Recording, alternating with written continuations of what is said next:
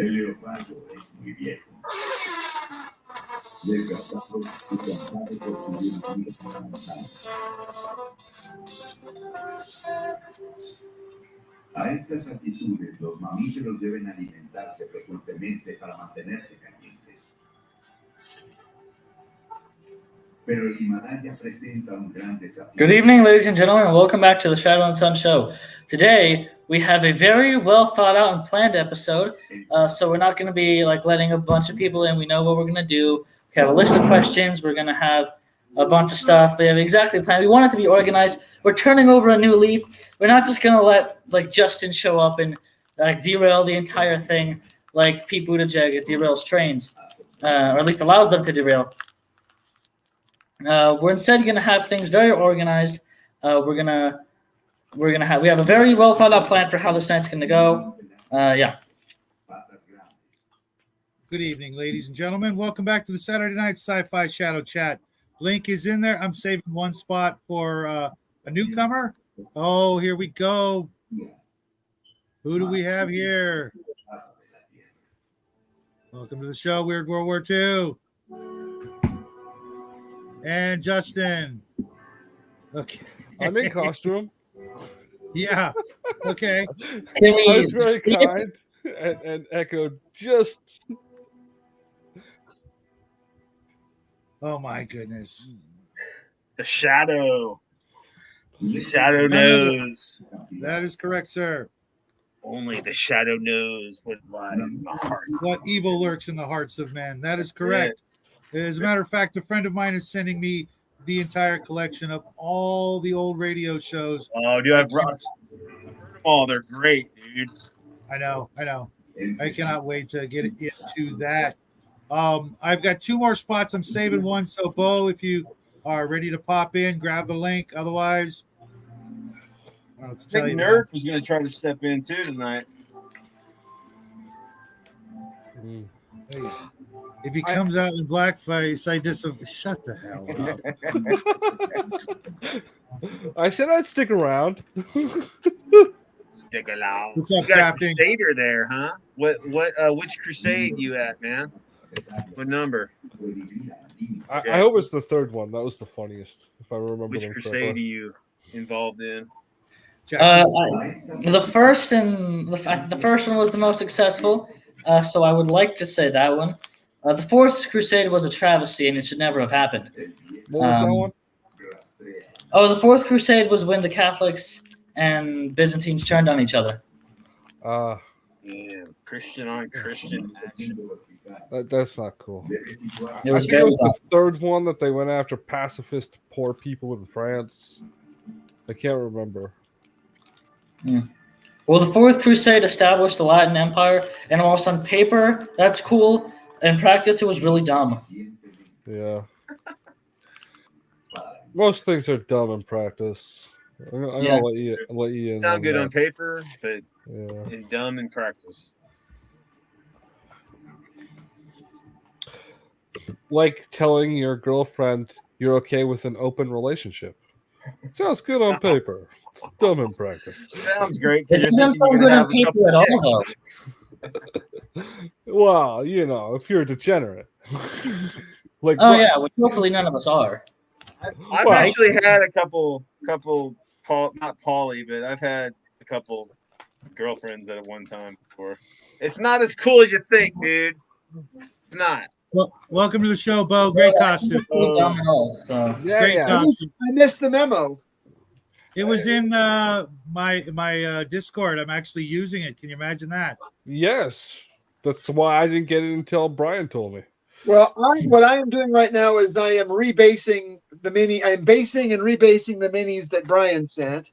Yeah. Oh, did you get a package? Dude, I made a tribute video for you today. No, I know. I was about to say Shadow.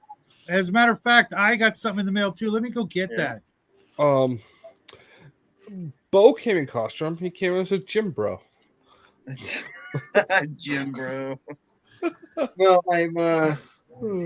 I got this awesome Road Trader era psyker. Yeah. And I cut the tabs off the feet so I can so you can put on a little mini cork diorama. Very cool. And I've got the really good Loctite super glue. So we're gonna try to glue my fingers together live on YouTube. It is Yeah, tradition. That one thing is a Gene Stealer hybrid, dude. That's one of the original Gene Stealer hybrid. Yeah, I've got it on. I didn't cut the tabs off of it because but I did. I got it glued down, and I gave it some. But I wanted to make the psyker as big as the other psyker, and then I've got something special planned. Now, Bo, I want to give you a heads up. If you step on one of these models, it will hurt you more than break the model. You ain't kidding. I've had a lot of mixed results with metal minis in the past. So floors are not shelves. What happened was it fell off my painting table is kind of it's not quite as bad as DM James, but it's almost as bad as DM James. Mine is an absolute disgrace, and yes, my floors are being used as shelves right now. Brian, I don't know what this is, but I'm gonna pop it open right now. Yeah, I thought I had a bunch of. I forgot I had gotten rid of all my Western stuff. I was gonna send all my minis to you. I thought I still had them, but I don't. But I have some Western stuff there that you might be able to use. Now, I might be a strong advocate against the Billy, but you might want to invest in buying a couple of Billies from IKEA, okay? Yeah. Is that a Canadian thing, Billy? Is this a word? No, Billy is the name of the shelves that Shadow has behind them. Well, like the IKEA standard. You know, you can like build buildings, and there's like wanted posters and paintings and stuff. Freaking epic, dude! I need these. Yeah. I actually. Oh, I like the paintings. Yeah. Different saloon signs, cool. Because I actually have one saloon already built. Not finished painted, but I'm gonna have to pick one of these. Oh yeah, I remember those are those MDF saloons that you picked up. Yeah, the ones from Wild West Exodus. I don't recommend them. They're not really MDF. They're more cardboard, like some sort of weird. Does Great Escape have terrain? They do, but I'm probably gonna go with Sarissa, and I'll show you why in just a second. Thanks, Brian. I love Great Escape's minis. I want to get their. I want to get their actually Great Escape mini line. I got this Stagecoach, and it's actual wood from Sarissa. Oh, I think I broke it. It's a little fragile, but it went together like a charm. The wheels popped out, every little spoke, just like hot knife through butter. It was freaking perfect, and they have everything, and the prices are super cheap. The shipping time is about a week, but they've got a great, absolute great selection of everything. I don't mind shipping time. I mean, I'm not hosting a tournament, so what do I care about shipping time? Yeah. And welcome to the show, Raven. Raven, what's up, girl? Is it that Raven? Hello. I'm working on a little technical difficulty here. Let me get my camera going. No worries, no. My camera's Gemini in second quarter. I don't know. I'm just trying to be whatever the bad thing is right now in the celestial heavens. Oh, okay. That would be Pluto, probably. We're in the great age of Aquarius, so all is good. I take it you're an Aquarian. I'm not surprised. Fuck no. But it is funny. What's up, Wormut? I am not an Aquarian. Well, you do have some Aquarian traits, I would say. Definitely. Yeah. It's a cheese code for me. I'm a Gemini. And Chris from the Hilt says, "Cool costume, guys. Bo makes a great baseball card." Manager card. Left out.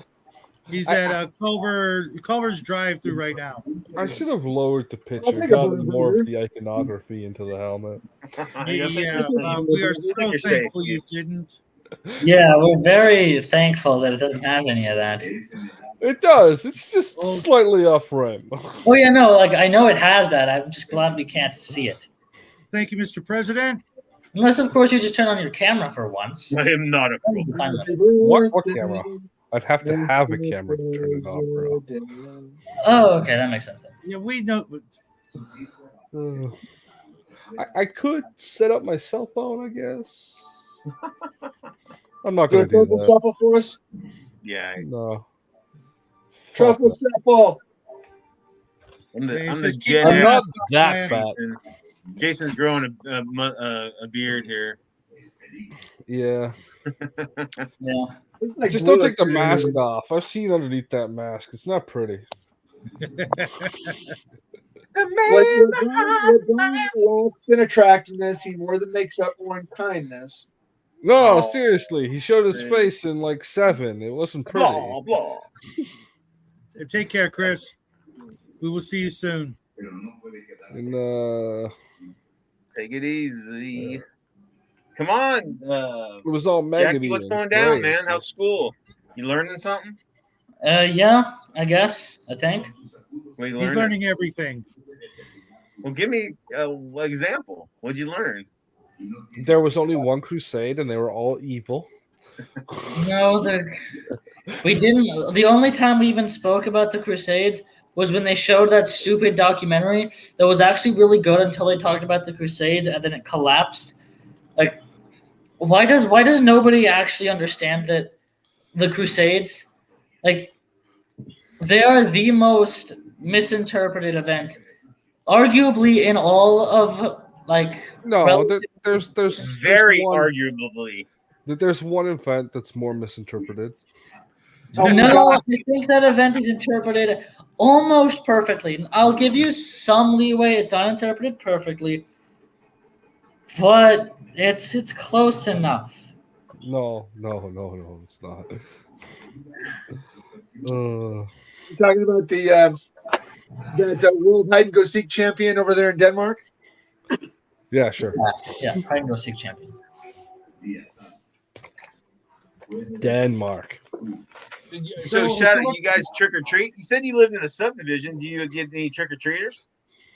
We get like almost zero. We've got only one neighbor that has kids. The rest are all older than me, and we live in this like weird cul-de-sac. It's like a dual cul-de-sac, and when you look down it, it looks kind of dark and spooky. You know, like always. So people just like avoid it, and there's never any decorations. Boy, if We've you got say lazier and lazier. if you say older than you, so the average age is like 250. No, He's saying that to keep up the facade that he's not like. an immortal. He's ageless. There you go. He's I a can live shadow. with it. So let me see your Shadow. Let me see your your accessories. Got the right shirt, got the right scarf, the jacket. No, his I have to. accessories. Oh, no. We don't do that on live shows because, yeah. That's Besides, I don't actually have a couple of 1911s, which I'm working on. I know, wouldn't that be great? I know, right? Those are beauties. Beauties. I know they are. They are. I had one back in the day, and now I need 3. Just so the little guy can have one, and I can have 2. And when I run out, he can have my back. We did a battle report with the Shadow. It was Shadow, Mr. Occult, and against like a cult of Nog Shabbath or some shit. And the really? Shadow got shot down, man. He got lit up by these two cultists had Tommies, and he just couldn't swing it enough and got blasted. It happens. Not Yeah. every alternate universe do I survive unscathed. There've been quite a few, especially Dynamite Comics did a number on me, and I will never forgive them. I You're haven't not read actually any of the those. shadow, bro. The artwork, Alex Ross's artwork is fucking phenomenal, though. Yeah, but everything else was dog water. Was it? Whoa! What the fuck are you doing? You're not allowed to drink. Keep the mask up. You're wearing that every episode now on. You need a bigger nose, though. You need to get one of those Groucho noses. Hey, trust me. This schnoggin is, this schnozola is quite quite appropriate. I give you a profile, but I don't want to knock anything over. What's up, He doesn't want to upset Justin. Hey, Al, how you doing? I heard about your little scrap the other night. Glad you're digging the costumes. I got to ask everybody, what are you doing for Halloween? Raven, I'm going to start with you. What do you got planned for Tuesday? Anything special?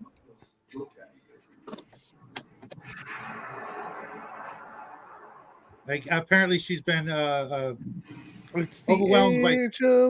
by cats. Okay. Cats. How about you, Bo? You got any plans? Taking the little ones out? Yeah, no. One of us usually takes the kids, and one of us usually stays home and does the candy. I would prefer to stay home and do the candy, but I will do either one. My neighborhood is not bad. It's not as good as I'd like, but we did a trunk or treat tonight, and I hate trunk or treats, but it was for the local congregation. What the hell is a trunk or treat?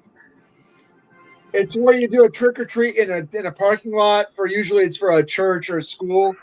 Oh, okay. And I went through about a bag of candy's gotten expensive. It's freaking crazy. You gotta buy it at the dollar store. But Man, you better give out chocolate too. I'm not. I was thinking what I should have done.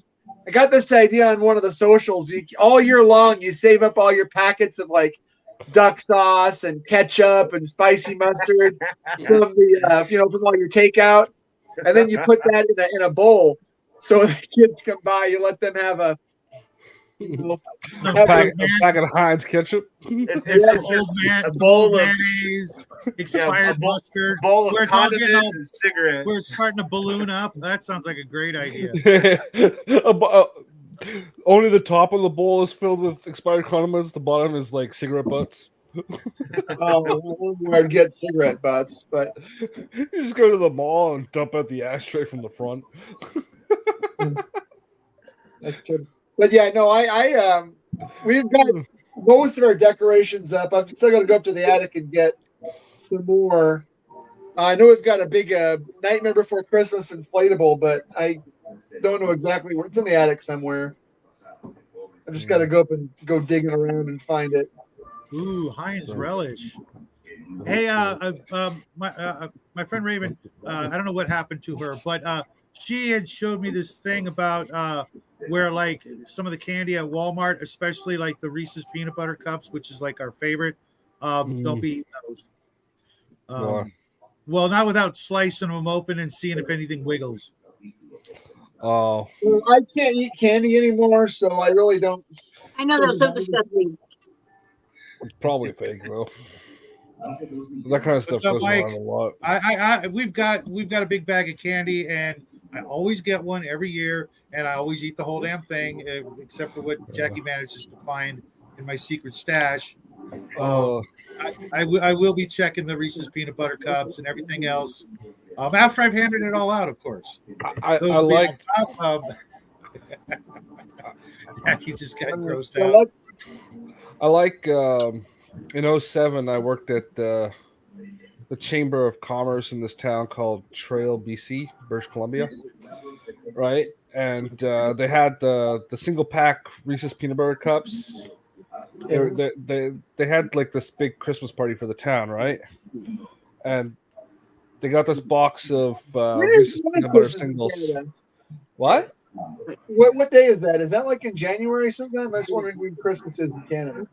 The 25th of December? I thought you guys did a different Christmas. No. That's the Orthodox. Thanksgiving. So they had this Christmas party at the community center or whatever, right?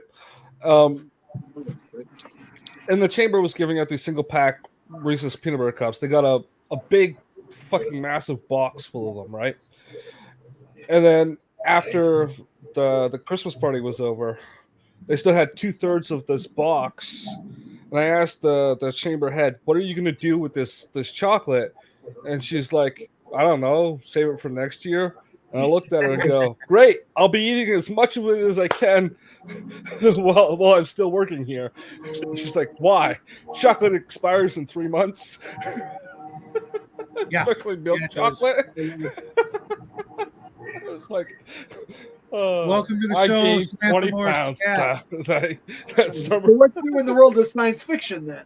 Besides Justin's infatuation with Reese's peanut butter cups.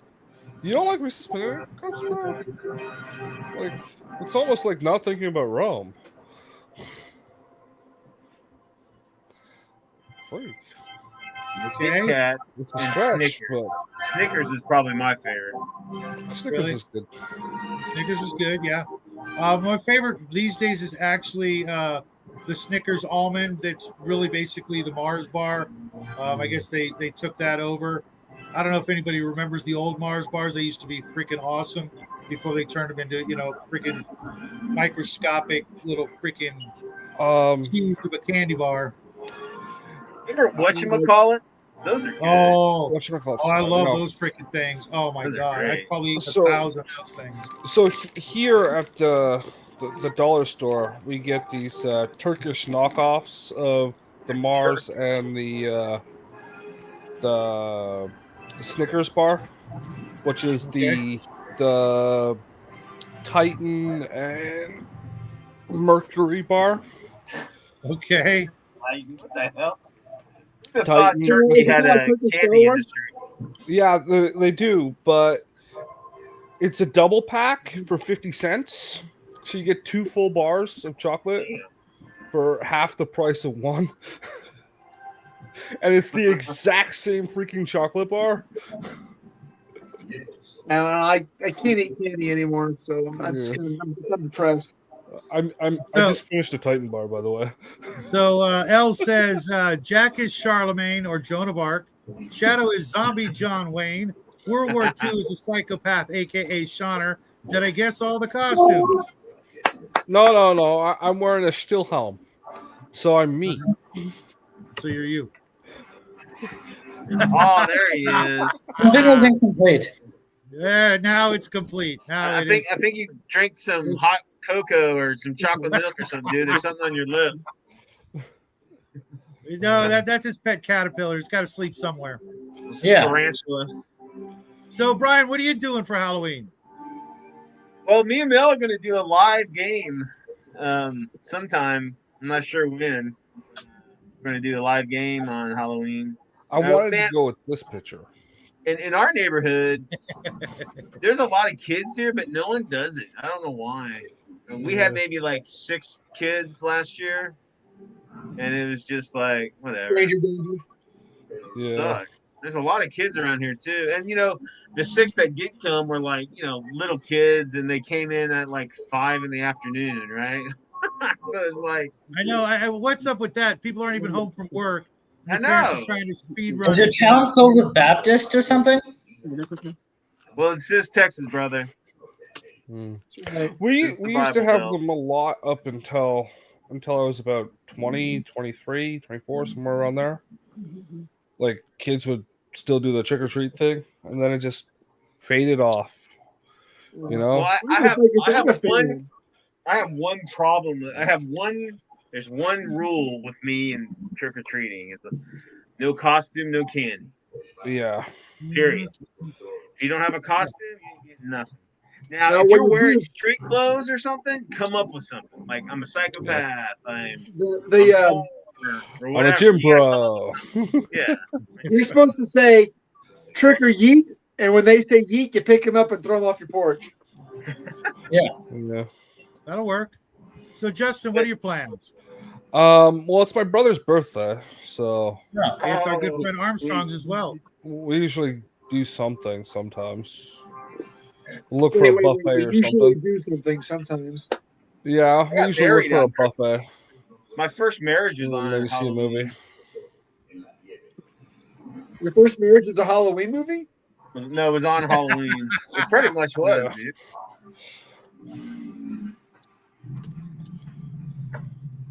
No. How about you, Jack? What are your big plans for Halloween night? I know you got some. He's going to check Methany into a melodome clinic. No.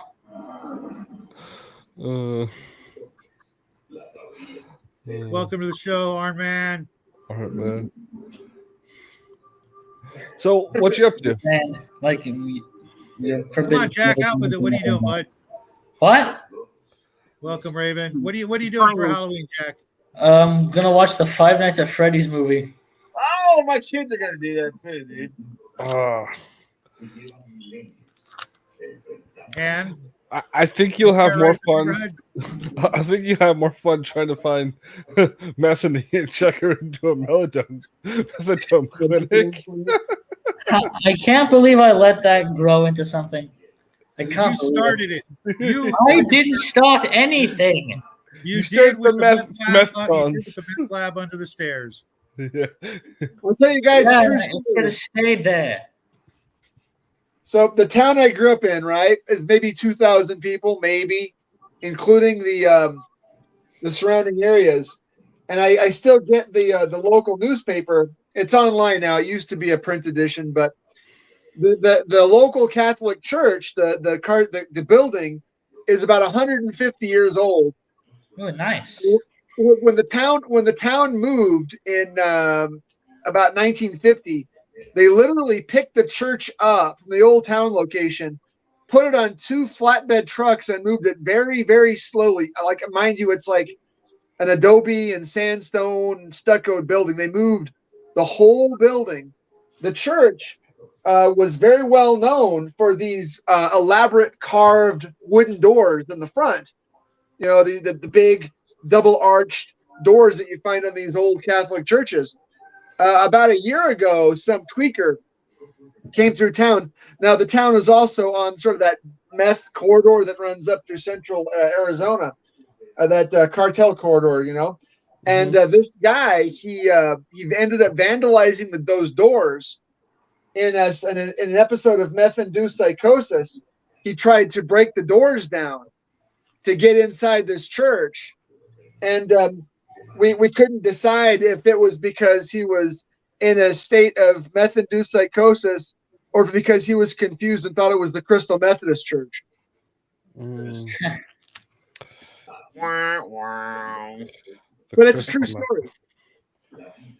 Bo, James L. says his girlfriend has to watch any documentary where they move a building across state. Oh, yeah, I wish they would have. I think there were some newspaper articles. I think you can find it on the old Arizona Republic website. Why did they move the town precisely? Because you'll get a kick out of this. There were actually 2 old towns. One was called Ray, one was called Barcelona. The 2 towns were next to each other, but they were voluntarily segregated along racial lines. And they moved these entire towns and consolidated them because they found copper under the town. And a mine basically bought the whole town and turned it into one giant open pit copper mine. Raven, welcome to the show. You can look at Ray in Barcelona, Arizona. And what are you doing? What are you doing for Halloween, Raven? I don't know. Probably find some naughty people to turn into newts with my magic wand. I haven't used it yet. It's brand new. Better use it before that warranty expires. Yeah. Will it work? Will it work in the age of Aquarius? I thought all things would be aligned differently now.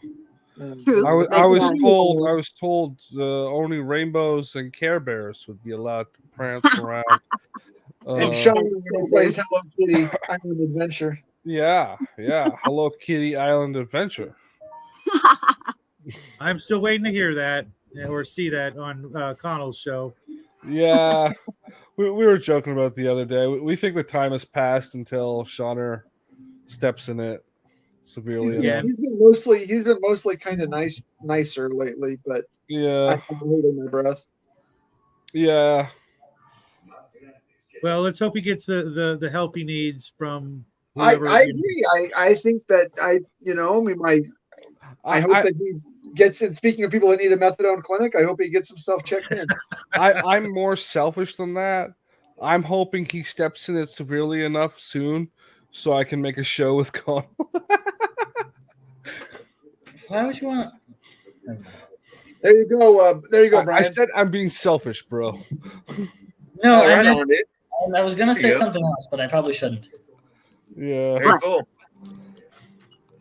I know I should be a nice Our man guy. says he likes watching Amish dudes move barns by hand. 200 plus guys all lift at Dude. once and walk with it. Those guys are epic when they do that Yeah. stuff. I've seen that. Those guys What's are. up, Max? Amish Long are time no amazing. see, buddy.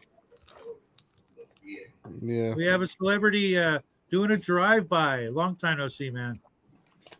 Oh, hey, Max.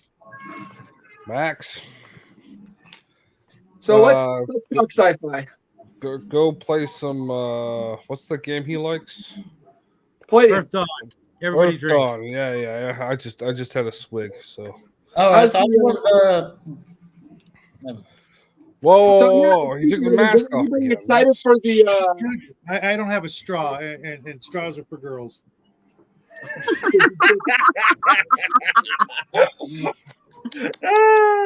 Welcome to the show, That's Cindy. That's racist. That is That's not wrong. racist. That is sexist. Get it right. No, the point is you get it wrong. That's the joke. Okay. Oh, Once again, right over the old man's head. yes. So Bo, you brought it up. What kind of Halloweenish sci-fi you got under the old baseball cap? The one that's kind of got me excited. I don't know. I got a notification for the Palladium Teenage Mutant Ninja Turtles re-release. I played that game in the 90s. I don't know if I'll buy it, but if they do After the Bomb too, I'll be interested in picking that up. That's Believe it or kind of not, right now. Bloodworth is going to be running a game with his regular group that we're actually going to be playing that. I believe it or not, one of the Teenage Mutant Ninja Turtle books was actually my very first Palladium book, and it was a supplement, so it didn't have all of the rules. But from what I could glean from it, I'm like, this looks like a huge step up from AD&D. We'd been playing that for a decade. It was probably the second or third role-playing game I ever played after D&D and I think Star Frontiers. So, and I didn't own it. One of my best friends owned it, and I hope he still has it. I'll bet he doesn't. But we had a lot of fun with it. He had Teenage Mutant Ninja Turtles and After the Bomb. I had Trans-Dimensional Teenage Mutant Ninja Turtles, and then I had the other Strangeness books. So what did kind of After excited. the Bomb add to? Yeah, no, After the Bomb added to very well, actually. No, what did it? Because I've always heard it, but nobody. I've never heard anybody go into still what's in Palladium. it. It just adds more mutations and more weirdness. Okay, so it just gives you more of everything. options. But what's the story behind it? Because I hear After the Bomb, I assume there was. I don't remember the lore. We didn't use the lore in it because we just used it with Teenage Mutant Ninja Turtles. Oh, okay. And it wasn't my book; it was my friend Ted's book. But, and James, of course, will be eating crumpets for Halloween. You got to know what cricket is to eat a crumpet. Yeah. Wait. Yeah, that's from the movie. But I'm kind of excited for that as far as what's going on for sci-fi, and then just the regular Friday night game. I trying to think about how I can add psionics to it and make it worthwhile. Make it without breaking the game. That's always a hard thing about adding psionics to a role-playing game. Okay. Thanks, Al. That explains it. Because I always hear them in relation to each other.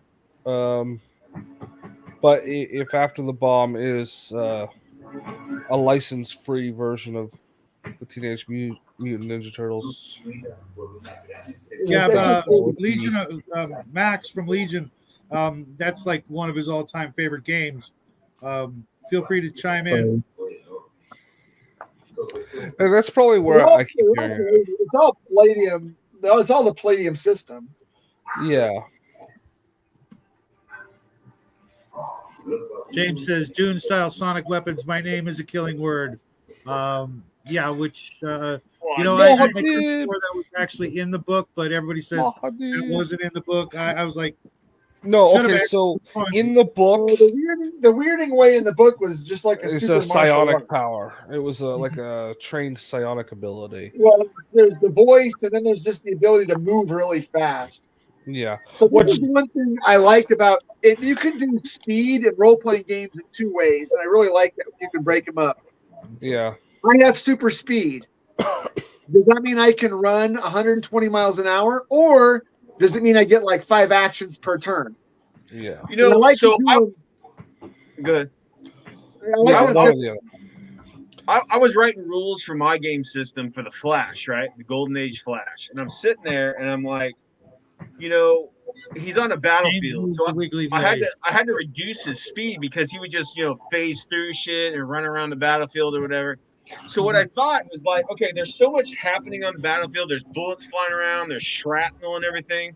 So he has to put himself on a governor because he doesn't want to overtake explosive shrapnel and bullets. So he has to slow down on this battlefield because there's just so much on it, floating around, flying around. So that's one way you can limit any kind of speedster on a battlefield.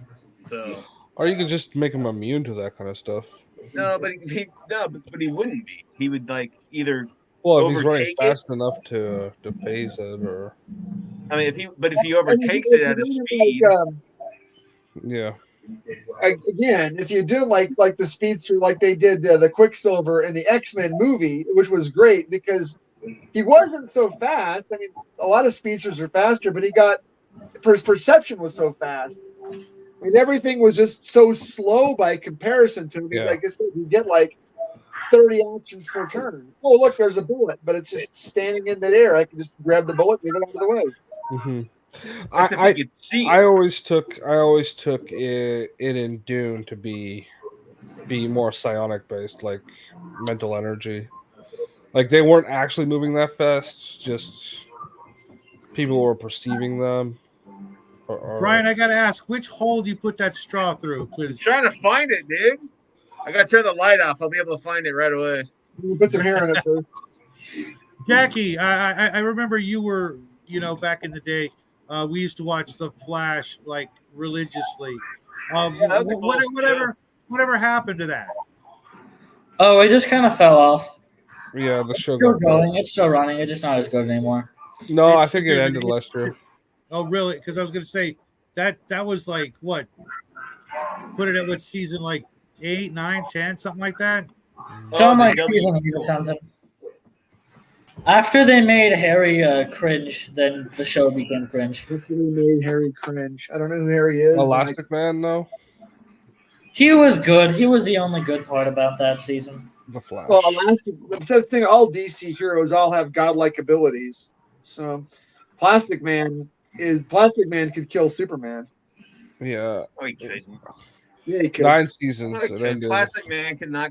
The only thing Superman's is not immune to is magic and kryptonite. That's it. And he usually, even with magic, he just does slow down a bit. Something, and it ends up not being so that big a deal. When DC hit Crisis, when they did the Crisis of Infinite Earths, which one? They just screwed it all. Crises of Infinite Earths. The one in 85 or the one 85. Or the redo of it. Yeah, and then they redid everything in 52 and 2000 something. I mean, they just change it every year. I know. Yeah. Screw them. That's why. Well, they overproduce and wonder why nobody can keep up with anything. Overproduce and underdeliver. Yeah.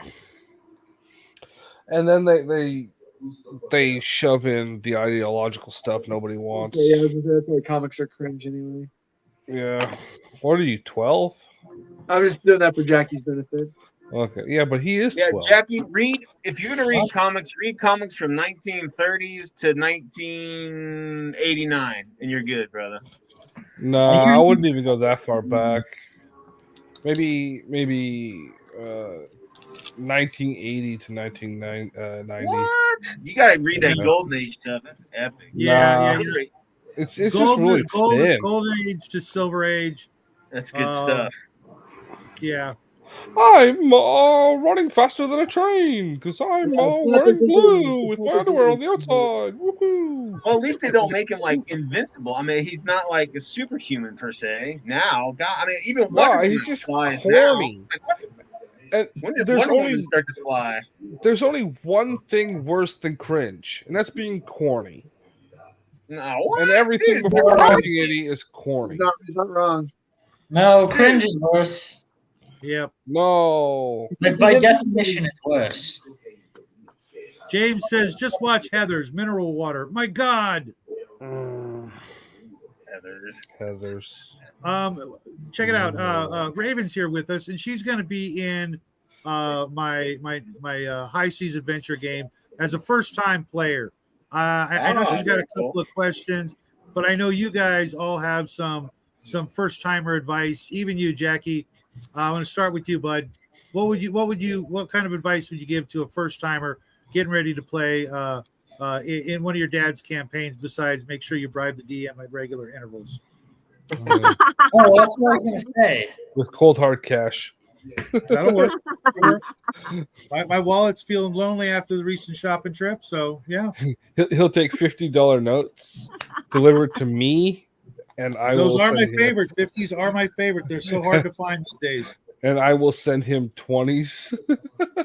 I have a question to throw out there. So when you guys were first creating your very first character, was it more of an emotional choice, or was it a strategic choice as far as their abilities and anticipating what the game's going to be like? So what kind of things you would need? Or...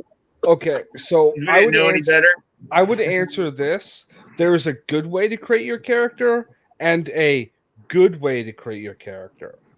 Okay, give me both. The good way is to create something that you will enjoy playing through or feel good, and then the good way with the nod and the squint and the you're doing the wrong thing, which is what you said, strategic. Don't create a character to be the best according to the mechanics, because it's just it's an asshole move. Yeah, and it's not fun because it just becomes you're dissecting the mechanics and trying to manipulate them to your benefit. Yeah. That's no fun. It's pretty cringe. Yeah. Okay. A role-playing game is not Monopoly. Well, I knew that. Okay. So don't have some disputations though. Yeah, so don't try and play it that way. Okay. All right. Here's the thing. If you want to play a role-playing game fun, what you need to do is you need to get Shadow to send you as much information as you can about the lore of the world. And then ignore it all. No, and then follow it all. Make a character. I'm reading the lore. The problem that you have with role-playing games is that people think that a party of role players, a party of role-playing characters is like a machine that you oil and balance and treat like a car. It's not a party. A role-playing game party is not a V8 motor. It doesn't need to be balanced and rotated.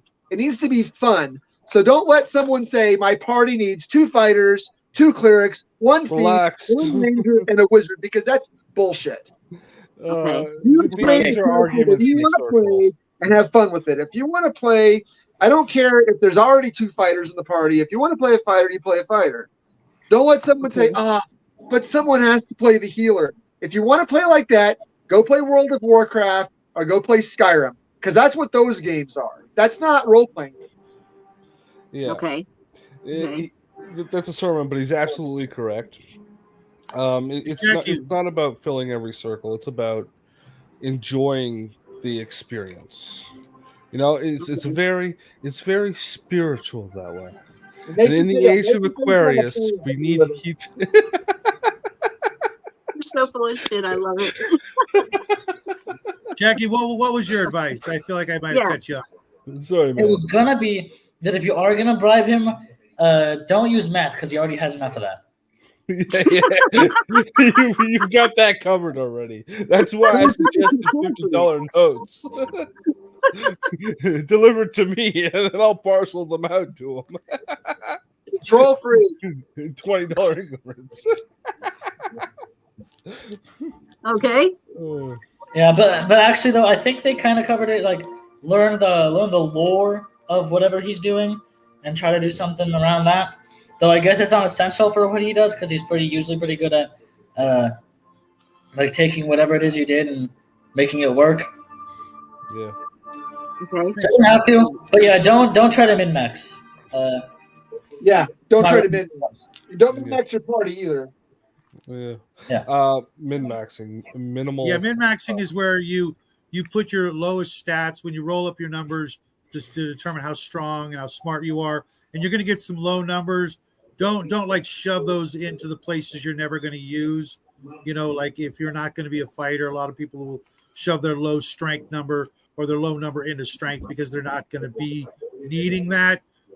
Put them where they're the most comfortable if you get that option, because sometimes DMs don't let you choose where your numbers go. They'll make you roll straight down the line, and then that'll determine what your character actually is, as opposed to Care Bear GMs like me that let you put your numbers where you want to put them so that you get a nice, fun character to run. Yeah, learn that puppy dog face. Okay. Good job, Shadow. You made her cry, man. She's never coming back. I'm personally not opposed to getting a pre-generated character when I'm new to a system. Good start, yeah. Especially when I'm new to a system. I'll play it until I'm either comfortable with it, or it dies, or I ask the game master to let me roll up my own. But that's just me. So you might want to talk to Shadwell about that. Corn Pop's a cool guy. When you're role playing, you want to be in the first person, and you want to be in the present tense. When you act as your character, you say, if I'm playing Ugg the Troll Slayer, I say I hit the troll with my sword, not I will hit my troll with my sword, because you're not going to do it in the future. You're doing it now. Okay. Okay. Gotcha. All right. Yeah, I'm not going to be that pedantic when it comes to the language. Yeah. You know, we're playing a game amongst friends. Sure. And but do try to think of thinking as your character and forgetting everything else, all the other junk. Yeah. Turn your devices off that you don't need. Don't get distracted. Yeah. Corral all those cats somewhere far away in a galaxy. And make sure to listen to songs about Burger King. Or Taco Bell. Yeah. Don't take any shit from the man in the party. Them's bastards. Yeah. You just got to remember, it's not what Raven would do. It's what your character, whatever its name is, will do.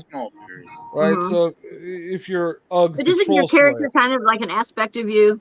Like maybe it can be, but a lot of people, especially in the beginning, a lot of people will play that way. But after you've made a few characters, you'll be like, you want to play something so far removed from yourself to stretch your acting muscles, so to speak, and to play something that's completely alien to you. So you kind of get that more than just a touristy feeling of what it would be like to be a fighter or a ninja or whatever. Believe it or not, Elle had a good one here. As a forever player of RPGs, he says, this is the trick. Play your character. Don't let the GM play it, and don't let other people play it. Yeah. You're there to have fun, not them. I mean, they are. Don't let them do it for you. or tell you should do this, or the best thing to do would be this, kind of, trying to optimize too much. Obviously, there needs to be some cohesion as a team, but Yeah. when you're doing everything because of the numerical advantage, it becomes more of a game of Monopoly. right, Yeah, or something like that. especially You're with gathering up non-human dollar points for a hotel, not to. If you're going to play a non-human, I'm not you've sure got what to that play it means, as a James. non-human, not a human wearing a fursuit. Think about Yeah. language, culture, beliefs, religion. Yeah. To really, I hate when people play a dwarf or an elf or whatever other race. They don't play it as that race. They play it as a human. But you're not a human. You're that race. So be that race. Yeah. It's fun. That was one of the major off points for the new Star Trek for me. None of the Vulcans were Vulcans, but you get the contextual point. Like when we're talking about not playing yourself, you get to be Raven 24/7. This is a time for you to not be Raven. Okay. Yeah. Yeah. Cool. Cindy has a Good. question for you, Jack. What's your favorite game at this time, and what is your character? I usually don't play that many board game RPG tabletop games anymore. I've been trying to get a game set up with some friends. Cringe. I know, never have time. There's But always time for procrastination. Well, what out of the 3 characters you ran, the playtest one, the 2 you ran with me, and I should say the one you were running with your bros, which was your favorite? Describe well, it. there's also the other one, which I already forgot his name because all of my characters basically have the same name. Because I just am obsessed with that name. But whatever. I think it was Archibald. What's the name? Don't leave us hanging. What's the name? Pretty sure it was Archibald. Well, if you always use the same name and you're obsessed with it, how could you forget it? No. I don't think. I'm not sure if this is the character that I gave that name because I was waiting to use it for something particularly good, and I don't know if I've used it yet. Okay. I It's been got such to a long admit, I time was a since big we actually played those characters because every time it's like, oh yeah, we're gonna do this, and then it's like, okay, who's hosting? Okay, you're hosting, fine, and then the day before we go play, he's like, he somehow forgets that he ever agreed to host, and apparently he just accidentally agreed to it, but that's a whole nother story. But yeah, that one, I think my favorite though is probably the Russian guy in that game that me and Shadwo did. Yeah. Oh, I forgot about that one. That one, you were great in that one. He had the accent down, and it was freaking awesome. I forgot about that one with Joe Bell, but I got to admit, I had fun watching him play a Frank. That was pretty fun.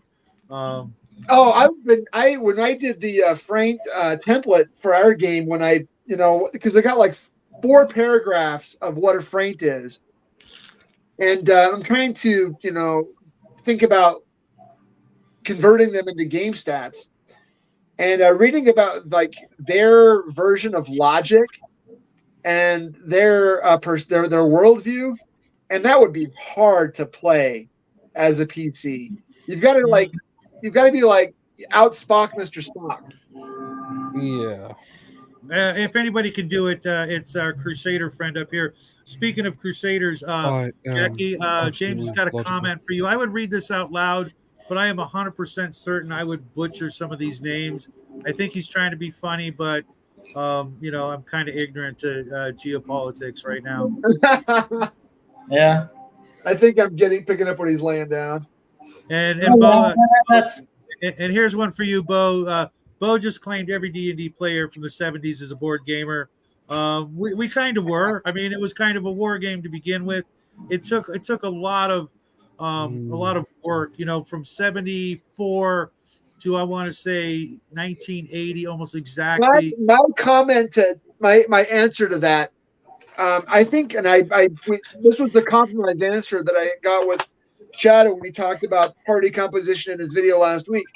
D&D almost requires it. It's baked into the system because D&D has its roots in wargaming. It almost requires the way that the modules are written. It almost requires quote unquote party composition.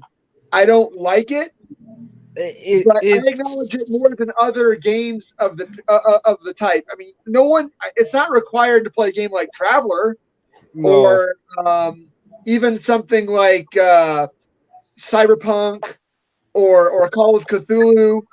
But the way that D&D is, and probably all of the SRD D20 games, requires that degree of Raven. None of this is relevant to you at this moment. It's philosophy.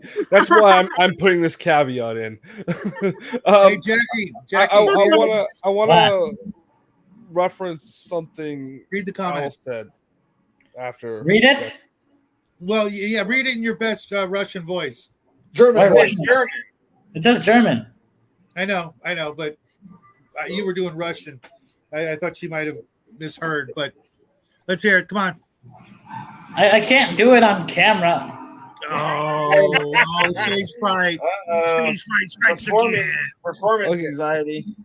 Al was saying something about one of us mentioning all the old 70s D&D players were board gamers.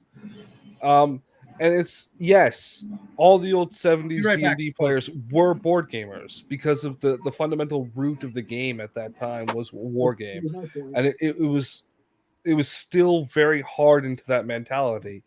The depth and breadth of modern wargaming hadn't been developed yet. So don't hold it against any of those people. They were doing like the foundational work for making a better experience for all of us. But still, the game has grown beyond that to something far more enriching than, fucking Monopoly. Like, I love Monopoly. I'm never going to say no to a good round of Monopoly. I think you make a lot of role playing games. That's true, but I think that D&D, even if it's 3.5 or 5 or 4 or Pathfinder or any of the OSR games, I think there are a lot of ways still stuck in that because it's baked in to the class based, level based, magic based. It's the core of D&D. I don't even think, like, from everything I've read from the 5th edition, I think there's a big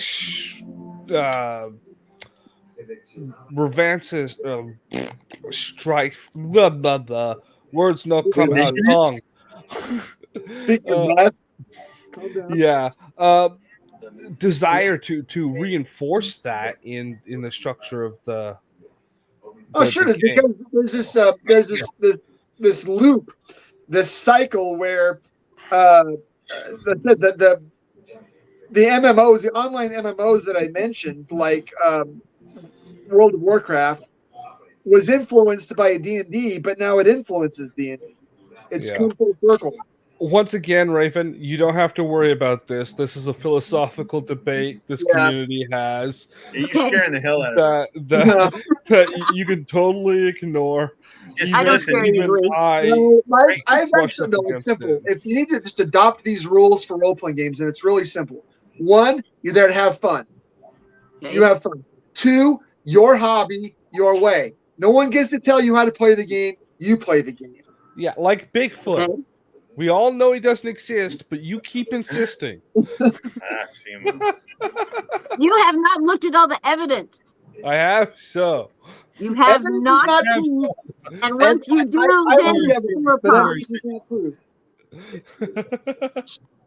I heard Patterson Gibbon Massacre, and that's all I needed. What? What massacre? Nothing. No. Come on, out with it. I said I heard Patterson Gibbon Massacre, and that's all I needed. Okay. Al, it does sound like Shauner's insult because Shauner is an asshole. He's not always wrong, though. No, yeah, Those are I two different agree. things. Even when he says something that I agree with, I have to disagree because of the way he says it. Yes. Fundamentally. We're gonna get a 7-hour reaction video on this. If Just wait. Shauner stepped outside on a beautiful summer day, looked up and said the sky is blue, I would have to double check because he's an asshole. Not wrong. I mean, and the abuse that he's dished out over the years to people that really don't deserve it is ponderous. Yeah, but who takes it? I mean, the guy has no. I mean, I don't know the guy. I don't know what he's done. But like those kind of people, don't give them any power. Don't feed into that bullshit. Just let it roll over you, and it's done. They have no power over you at all. Yeah. Yeah, if you're having fun in this hobby or at a game table or whatever, provided it's not illegal, and Or anything to do with legality does not mean morality. So let's not Well, I get was that. going to say, Jack or keeps saying, anything that Brian would be It into. should. If it's anything Brian would be into, stay away from it. It's too degenerate. I agree. Unfortunately, Raven, there is some toxicity in the gaming. So, and again, I don't like when people call it the community, the role playing community, the YouTube community. No, BS. My community is right here. I don't choose to associate with a large part of the role playing community for that reason. But there are a lot of people that are here to, again, we're here to have fun. We want to play a game that's that brings some joy and some enrichment on a Friday night or on a Saturday night. And if we can't do that, then we find something else that does, spark joy. Okay, so I've got an off-the-wall question. Do you ever have dreams at night about your character, about being your character? No, but I dream at night about playing games sometimes. Listen, you will, as you advance in your character, you will, Raven, you will like beloved them. And then you will start to live through them. And the longer that you go, the longer that you survive and you grow with that character, they become you. And it is almost like a second you. And you get upset when something bad happens. You get upset. Yeah, don't get attached because they'll die. And a good game master, because the second you get that attachment, something brutal and horrific will happen. No, I wouldn't. I'd hope the GM wouldn't do that. You will come home triumphant and victorious from the adventure. You will open your living room door, and an 8-foot spider will vivisect you. Oh, no, not the spiders, not the spiders. Oh. Shadow, good news. You know what creature creature to use now. Oh, guys, I am like the king of spiders. the spiders. I am like the king of the spiders when it comes to tormenting my players. Oh, I torment you daily. Spiders are great. I don't need no. I just built one. Spiders are cool. What are you talking about? Spiders are not cool. I have a ton of them. They are. That's the thing too. I wouldn't get a pet spider. Now I want to address something in the comments. A nerd's nerd. The reason why nobody has ever found a Bigfoot is because they're looking for a creature with 2 feet. And I will die on that ground. A Bigfoot is singular, 1 foot. It's right there in the name. That's down in Brazil. We got a like a leprechaun thing that like hops around on one leg. It's kind of a famous folk. So they found it. They found Bigfoot. Or whatever they were called. I can't remember. I don't speak Portuguese.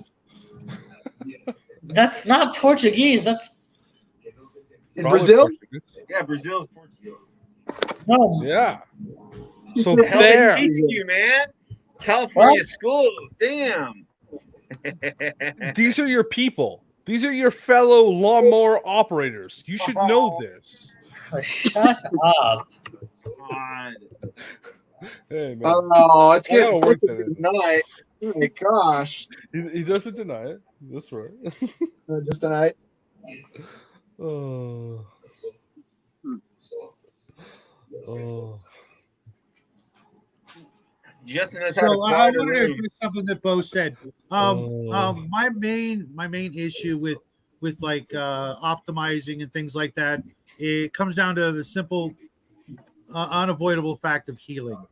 If you do not have a healer, in a first level game, You will I die. can't babysit you, and I can't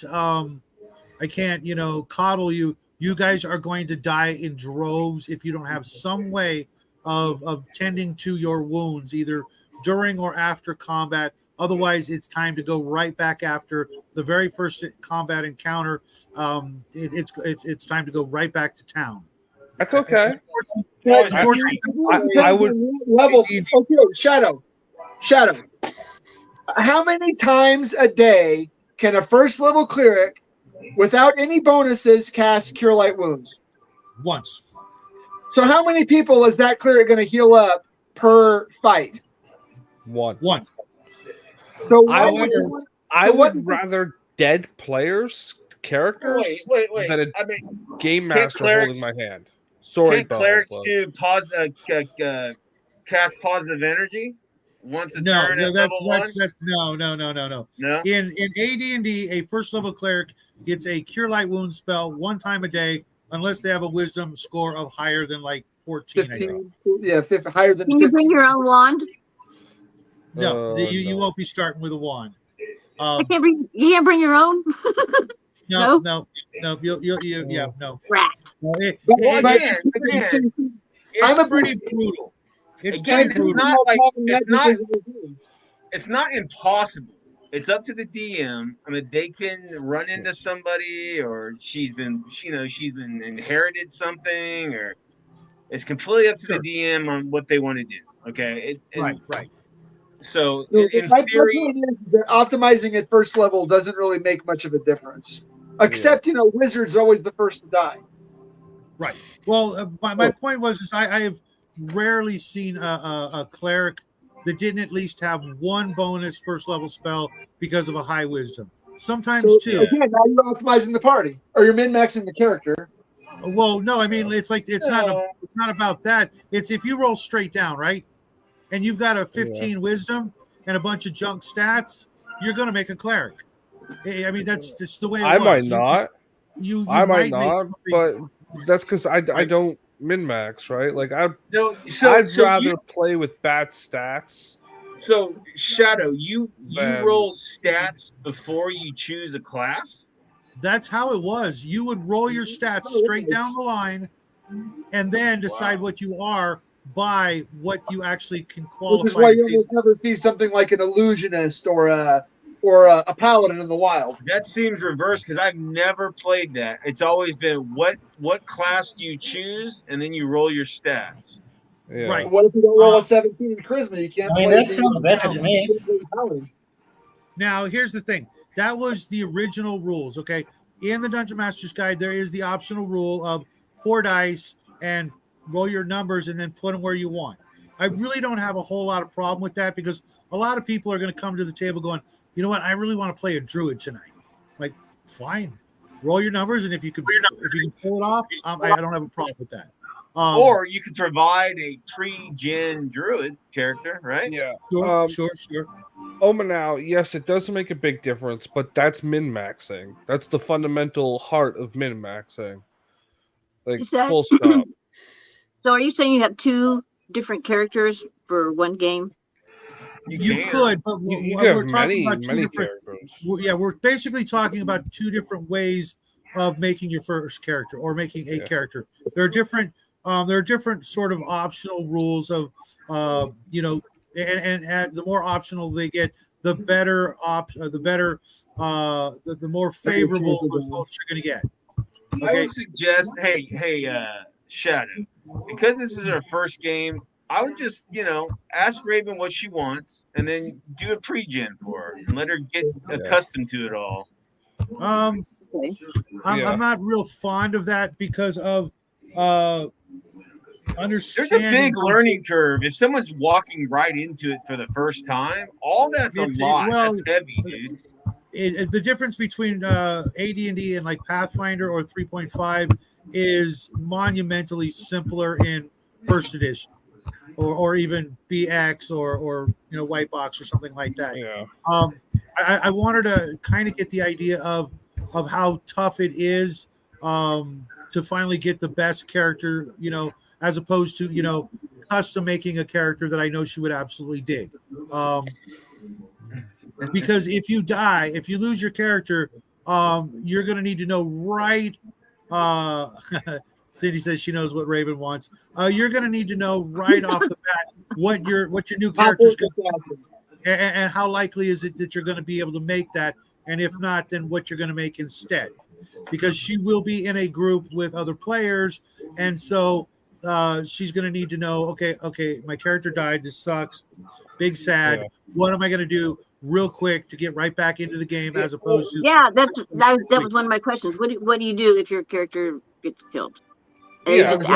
Well, there are two ways you can handle that, and that's either you sit down to the side and write up another character, and the party bumps into your new character along the way. Okay. And hey, do you want to join us? We have an open spot.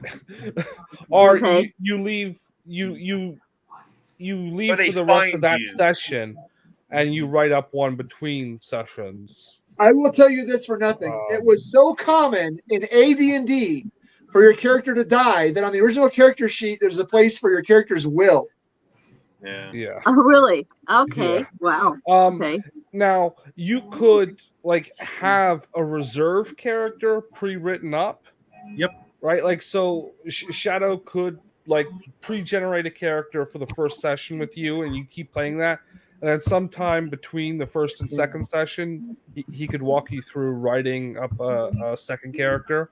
And if you don't like the pre-generated one, maybe he could work that into the story for you to switch over to what you wrote up, or you just hold it in reserve until the inevitable but unfortunate happens. What do they used to call that? A character tree? Yeah. Omen and I were talking about that. Since it's going to be your characters are going to be on a ship, I'm going to probably have everybody roll up a couple of characters, two minimum, so that one's like what we were talking about in Bloodworth's game is one is the shipboard weenie, and one is the adventuring, away team member where they're the ones who go off the ship and explore, and when stuff's going on the ship, they've got that person who's better off, as a sailor or something like that. So they're sitting on the ship doing their stuff, and when it comes time for people to volunteer to go check out the mysterious island, they've got somebody ready who wants to get the hell off the ship and do the things. I would recommend just running up a bunch of general characters and throwing them into a folder in case. Because me, I don't care what I'm playing. I'll work with whatever I've got. As long as I'm allowed to put my own personality into that. So because I've been creating a character, and I'm like, oh no, I don't want this character to get killed right off the bat. What am I going to do? Yeah. Well, one, play smart. Two, don't be afraid to stay sort of in the back of the group, so that if arrows come flying, they get hit first. Okay. Yeah, caution is better than blood all the time. Yeah, and Elle makes a really good point. Don't get too attached to any character under level 6. Once you've got a couple levels under your belt, and you've got a few more hit points, and you can take an arrow and not die instantly, then things get a little bit more interesting and less terrifying. I mean, you could. I mean, because you are pirates and you're on your own ship, you could start at a higher level than 1. Oh, hell no. No. Yeah. All the high level people. First of all, those characters wouldn't probably be able to function that ship anyway. Well, you need to be at a certain level. You need to be a first level character, still a hero. I assume we would all be the the bottom rung of the crew. If we're being No, sent out to do actually, shit. that's not actually how AD&D works. The entire world is populated by 0 level everybody's. The heroes and the characters are first level and pretty much superior to your average blacksmith and town shopkeeper and the mayor. There are exceptions. You might bump into a higher level character that is actually an NPC, and he's the 15th level blacksmith or the 7th level mayor or whatever like that. But 99.99% of the time, everybody you bump into is going to have 1 to 6 hit points and be a 0 level, NPC. Yeah. The characters, even a first level magic user, is looked up to by the average population. Raven has a question. How long is your character in that really vulnerable place? Just while it's at level 1, or always? Well, always. It's relative to how the game is flowing. Right. Let's put it this way. Once you've got, you can really simplify it. Once you've got like 10 whole hit points, double digits, as opposed to walking around with 1 to 4, 1 to 6, 1 to 8, you could probably, to take a knife in the dark, an arrow from an ambush, something like that, and still like crawl off and like pull the arrow out and bandage you roll yourself hit up. dice per level, or do you give max? You do you do a roll even at first level. You roll a 1 hit point. Sorry, sucks to be you. I'd be real careful with this character. Damn, fucking brutal. Whoa, baby. Raw rules as written. Sorry, guys. Sucks to be you. Yep. Especially if you're a fighter and you Can roll I- 1. Can I demand my first character only have 1 hit point? You could. Okay, then I'm going to demand that. My first character only has 1 hit point. Okay. All right. And I have a feeling you would actually know how to hire somebody to fight for you. to a certain point.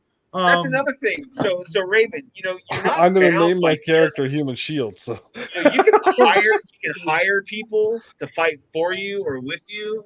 You can buy. Yep. You can hire people, henchmen, or you can hire hirelings. Henchmen are actually a little bit different. They're I don't hire people. We all know my my name from the other show. Yeah, we know. You can summon like things that can help you or whatever. I know you can do it, Omen. It's just hard, and a lot of people, especially the difference between like OSC and BX versus AD&D. They're a little bit tougher. We went over this. They're a little bit tougher at first level, and they kind of think they can, rush into the very first combat and not just, like have to hide and shoot from behind rocks and be that kind of character. They don't want to be like that. They want to be able to, draw their sword and have at versus, all right, everybody hide behind the rocks, and on my count, we all pepper them with arrows. Okay. Yeah, but the paladin's really not going to dig that if there is a paladin. Now, nerds, you say stay away from paladins. Always allows either roll or take average. I don't know what that means. Roll or average of what, hit points or yeah. So if you have 1d6, what's the mean of 1d6? 3, right? So you take 3 hit points per level. I don't pay by the month. I follow the law, and I believe that says shelter, clothing, and a sedative grain. Talking about henchmen, yeah.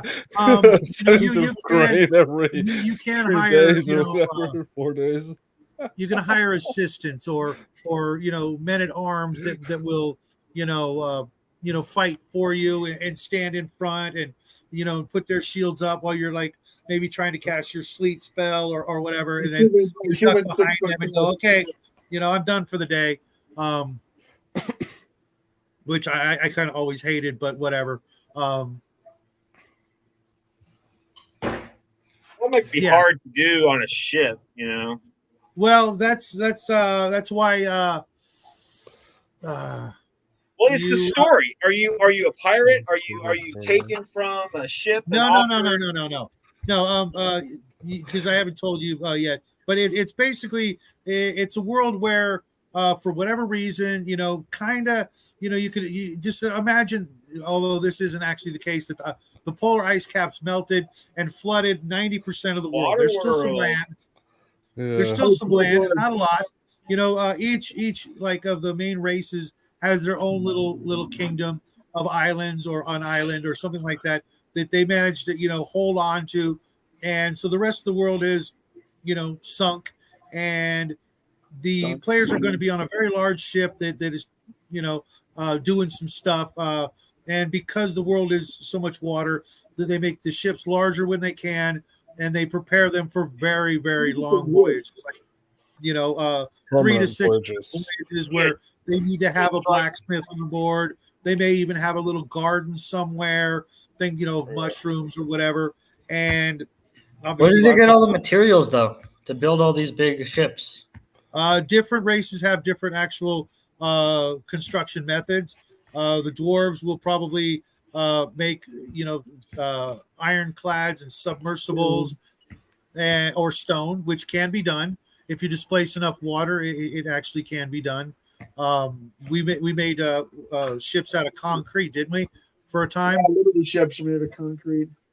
Mm-hmm. So it's feasible. It's and the elves have a forest of very tall trees, which make for very long boats. The humans trade with the elves to get wood. There was at least one ship made out of ice in real life, so you could. Yeah, and not only was it made out of ice, but I believe the one you're talking about was actually made out of ice and sawdust, and it took months. It took months for it to thaw out.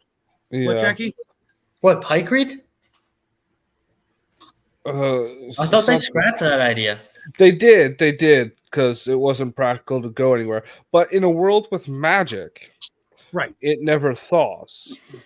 Oh yeah. Or it doesn't if it stays in the colder climates. Yeah.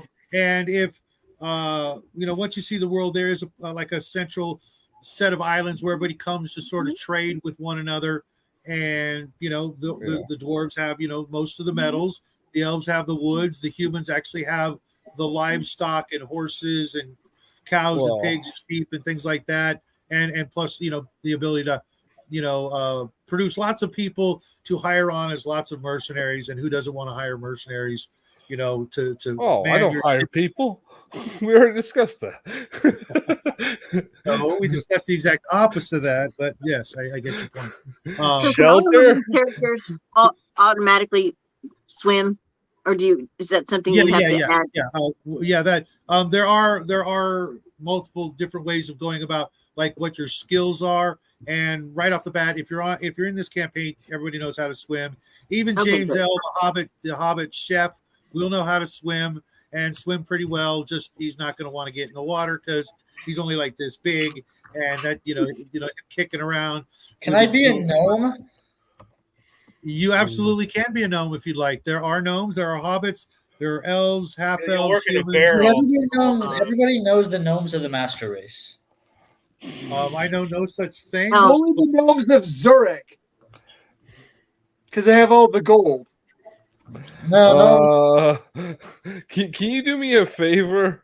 Can you turn your head to the side and just kind of rub your hands together on camera at chin level? These are my elf ears.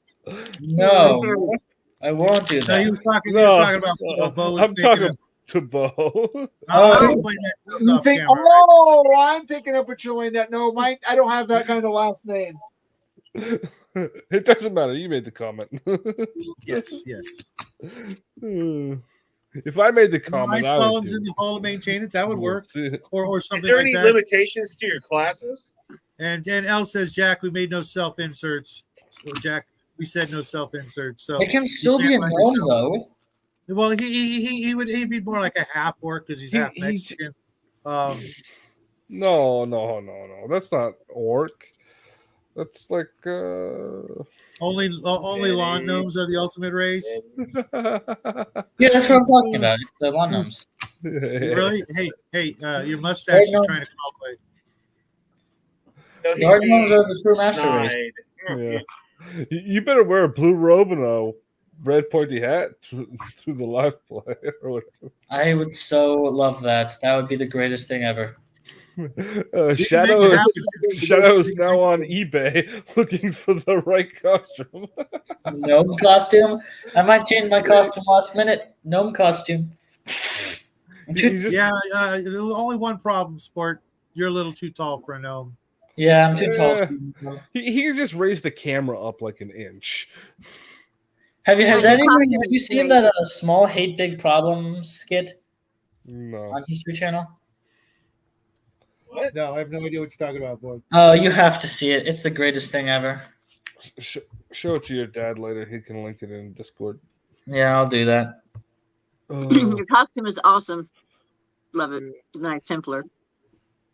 Very cool. Very cool. Yeah. Thank you. But yeah, where's my extendable gnome? Nobody knows. No, I'm asking somebody else. Ma, ¿dónde está mi? ¿Cómo se dice? Ese monito que tengo.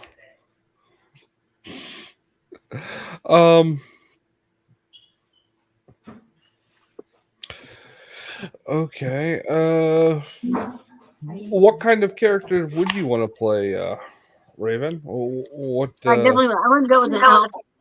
Elf? Yeah, I thought about maybe doing a thief. I was kind of debating on how to pick and choose these things. Should it be a character that's all good, or kind of mostly good but little naughty, or kind of a half and half? Now, or what? If Shadow is going to be using old school D&D as his framework, which it sounds like he is, that there's an alignment system. I have to brush up on that. Yeah, I'm a big fan of Shadow will let me wing it during the game if I'm in. Yeah, I'm going to be probably running the game like twice a week, depending on who, when, where, all that sort of stuff. 3 gnomes in a trench coat, awesome. Yeah, like the girl with the bit with the. And if you can't make it, then you stay on the ship. If you're there, then you'll get to go to the island of the week type of thing. Because that's episodic. Yeah. That way, people can show up or, swap characters from time to time, like maybe James L's chef wants to go on the island and look for herbs and spices for the next big meal, that's coming up, some sort of celebration. Maybe it's the captain's birthday or something nonsense in that case. If you're going to do it that way, I severely recommend you create a bunch of pre-gens to shove in your pocket for players. Yeah, well, I'm making up the crew. The crew is going to be a large number of people, so that and you're not going to probably meet them all or whatever, because I'm talking like a couple of hundred people on the ship.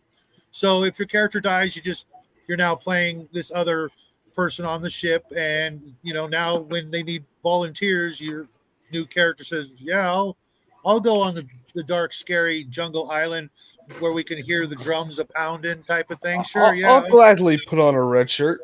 Yeah, right. If the drums are pounding, you might try to put on a white robe. No, it was a Star Trek reference, bro. Yeah, I know, I got that. I think I gotta go. Ever since I quit sugar, I get like hungrier more than I used to. I know, right? I think I gotta go eat something. I've been off sugar for like 2 weeks now. Ooh, and I get these like weird cravings. Salt, right? Sometimes salt, and I feel like I'm thirsty all the time. But really, I really want is a Coke. But so I go and my body says, "Hey, you're thirsty," because it wants a Coke. The Mimios or whatever they're called, the little things you can get in the grocery store. They're like like the stevias. Yeah, they've got stevia in it. It's like a water flavor. Yeah. Want to get those? You can fill up like quite a few liters of water with But I it. think he likes But the soda flavor, not like cherry Well, or strawberry, that kind of shit. Yeah, It's fine.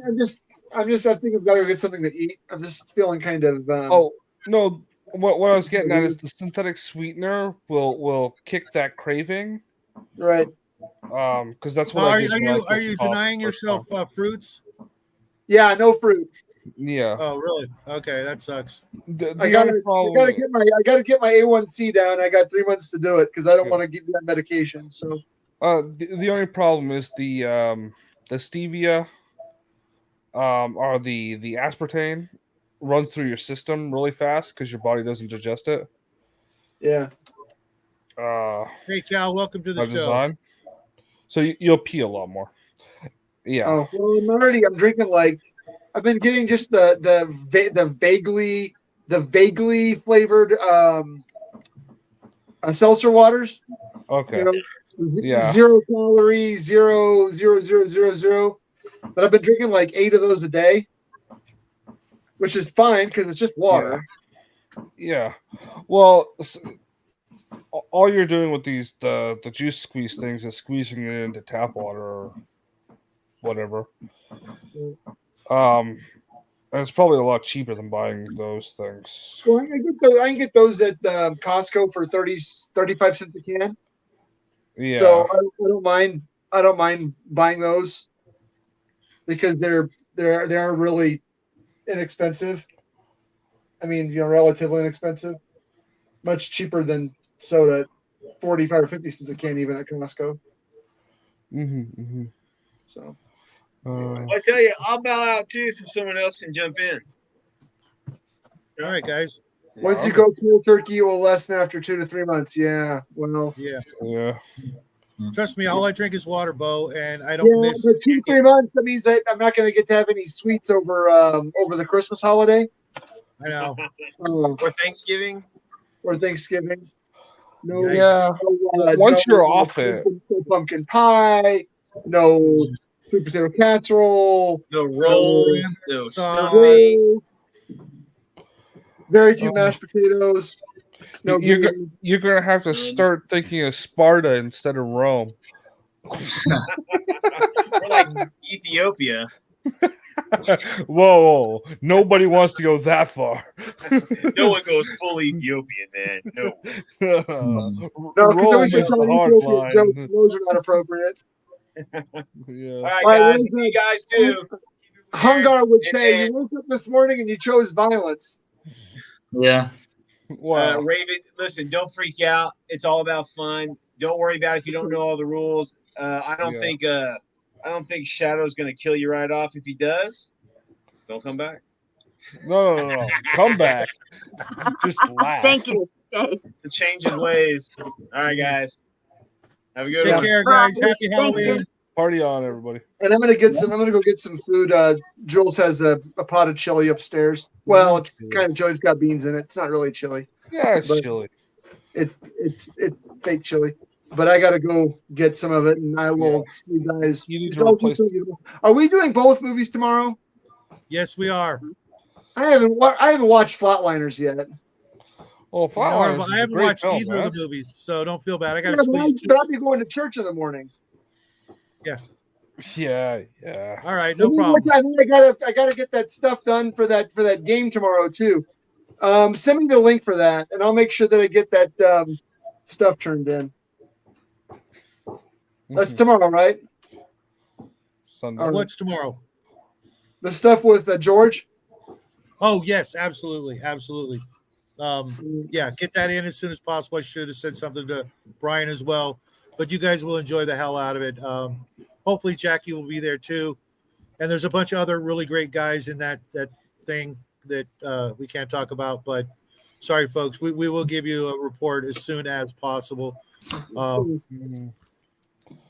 And hopefully, like I said, Jackie will be there because he will miss out greatly.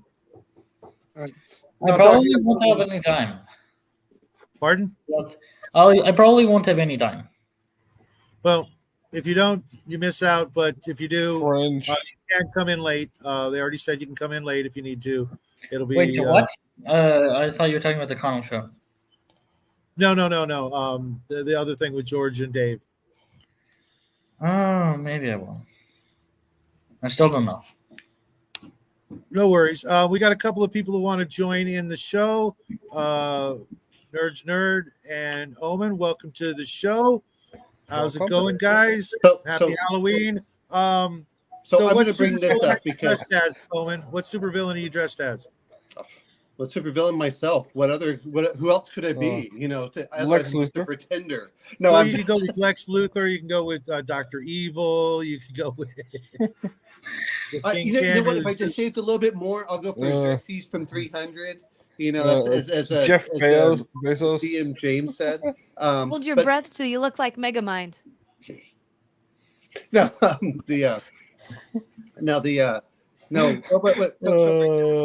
I've been playing an OSC. You might not survive that. So an OSC game with Yale Geek in the mornings, and our mortality rates are generally about 25% per adventure. But you learn very quickly that you either avoid combat, or you run away, or you make sure that you stack combat as much in your favor at the beginning. And slings are the weapon of choice for most of us. That's everyone's carrying a sling effectively. So we get some kind of ranged attack. It's a very different mentality. You are not heroic. The idea is not to get into a fight. When you hit 3rd level, you kind of feel like, I am awesome. You should still not get into a fight, though. No. Third level is fine. You're not. The problem isn't getting a fight at 3rd level. The problem is that you better understand that.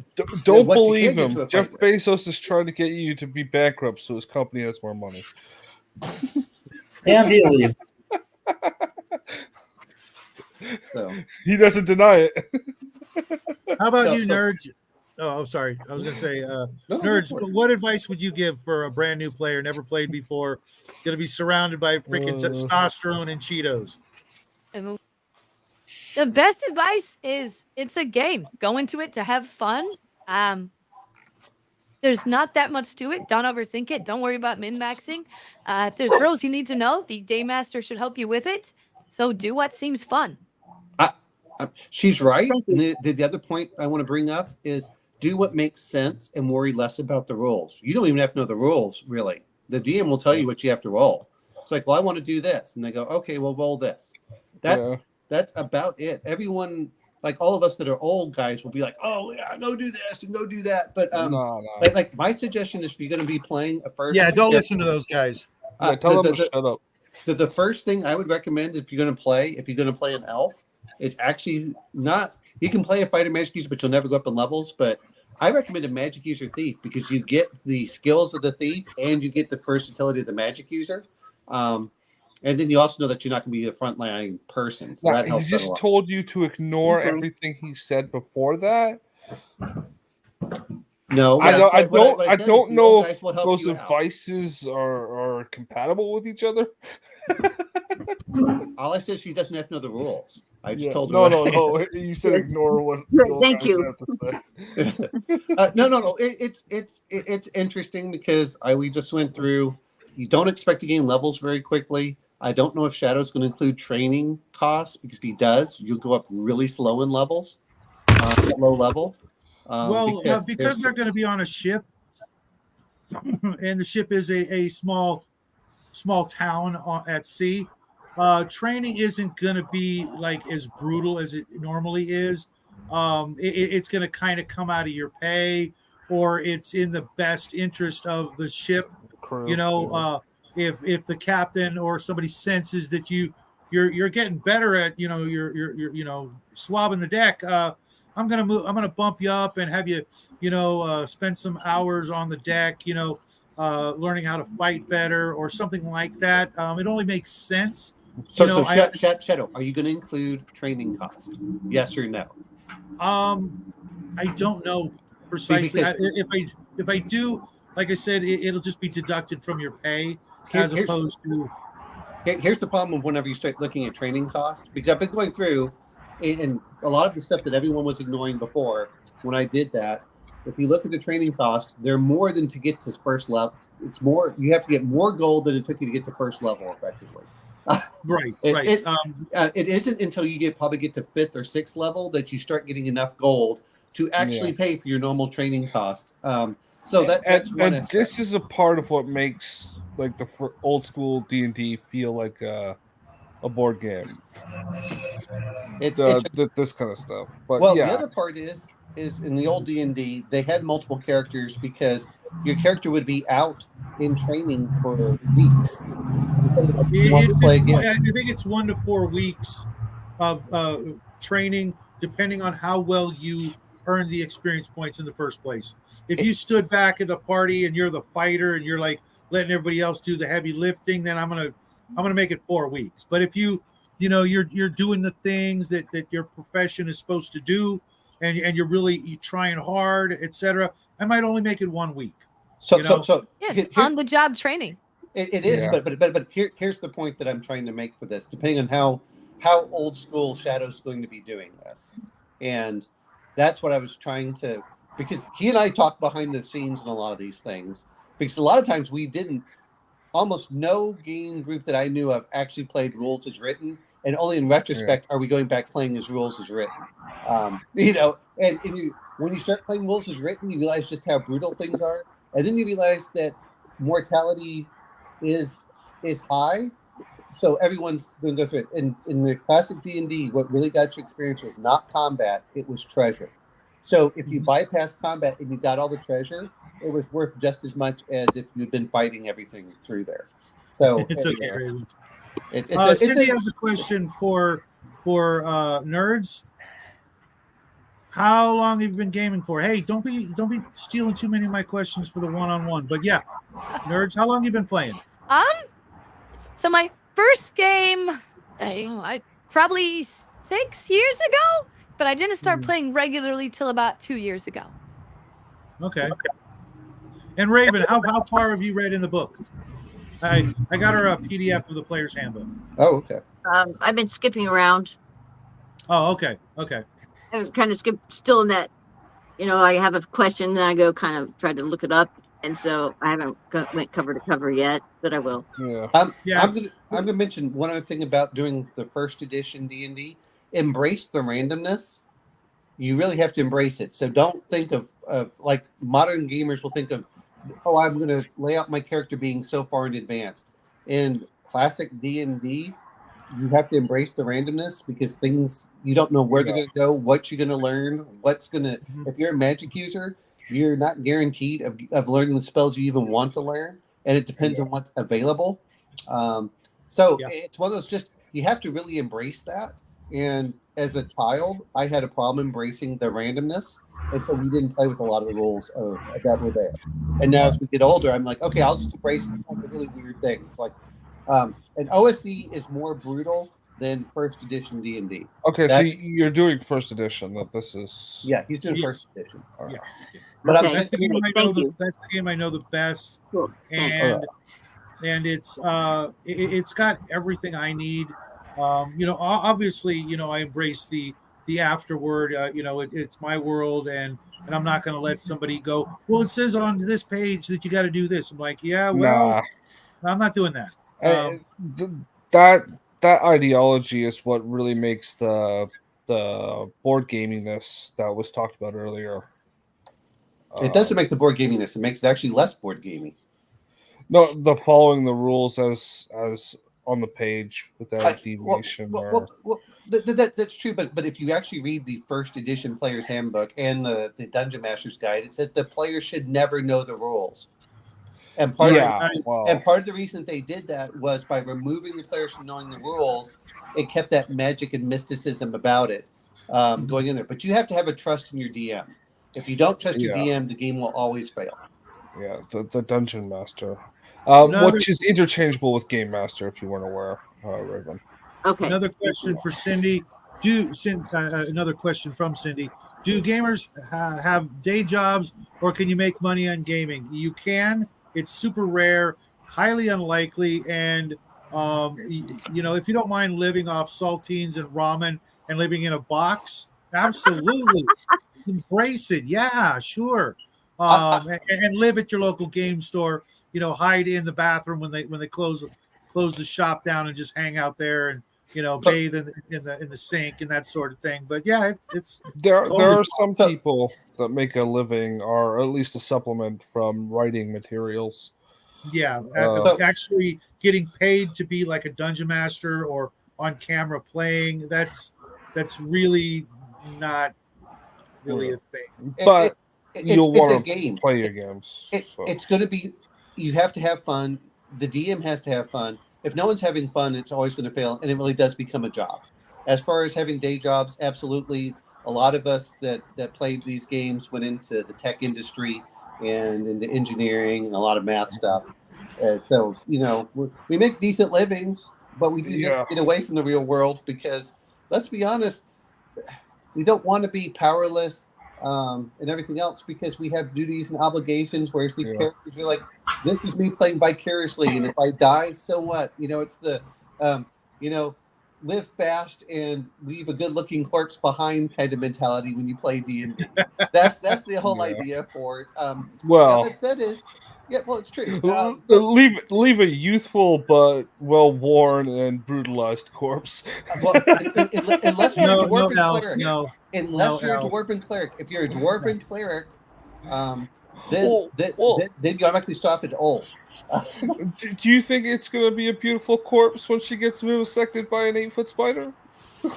Hey. You know what? You just fall over dead, and you like Snow White, and you're dead. Water spider. But no, it's kind of, and probably the first. I'll tell you this much: when you make the second, well, you got some weird stuff going on. If you're doing classic rules of written, because also your hit points double, you're a little bit more.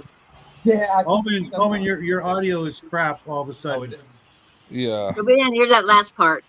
Can you rewind? Sure. You got like some what's Jackie really says weird with a lawnmower, man.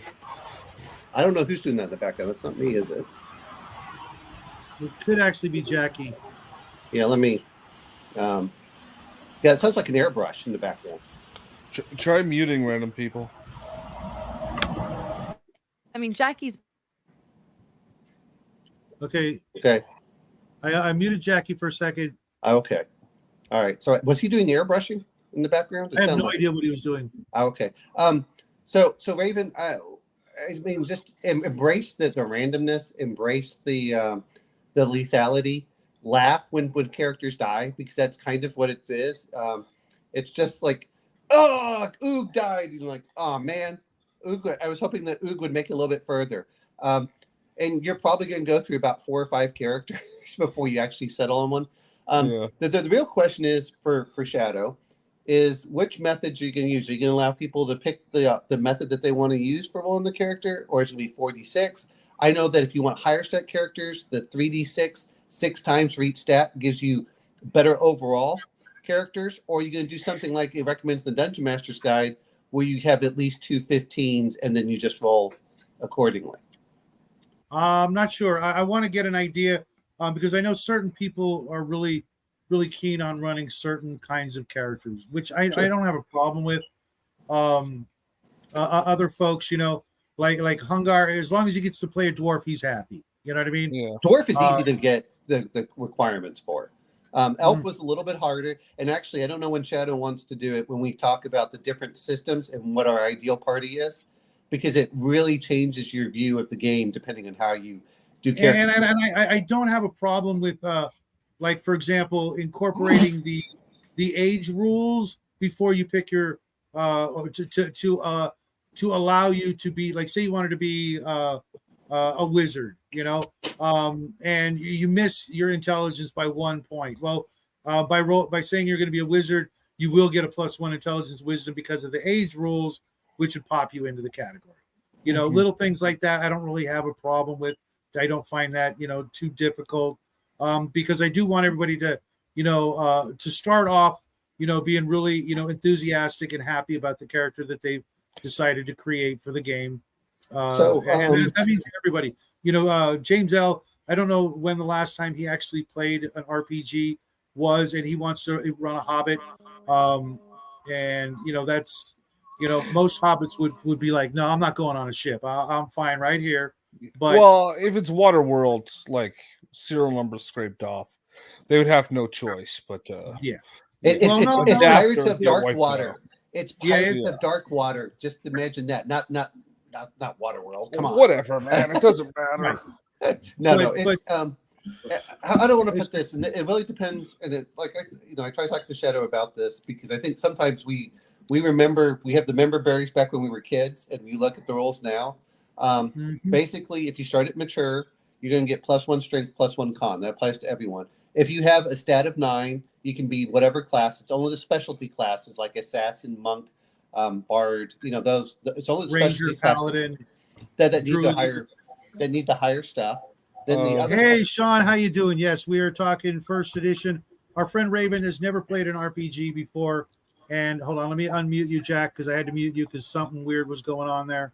Oh no, you're not even muted. Yeah. Okay, that's weird. Well, welcome back to the show, Sport. Sean, yeah, Issues happened. Stuff was bad. Okay. Gotcha. Now, when it comes to it, like I was saying, I'd prefer just like a pre-generated sheet and a reminder of what I need to do. Because the last edition I played was second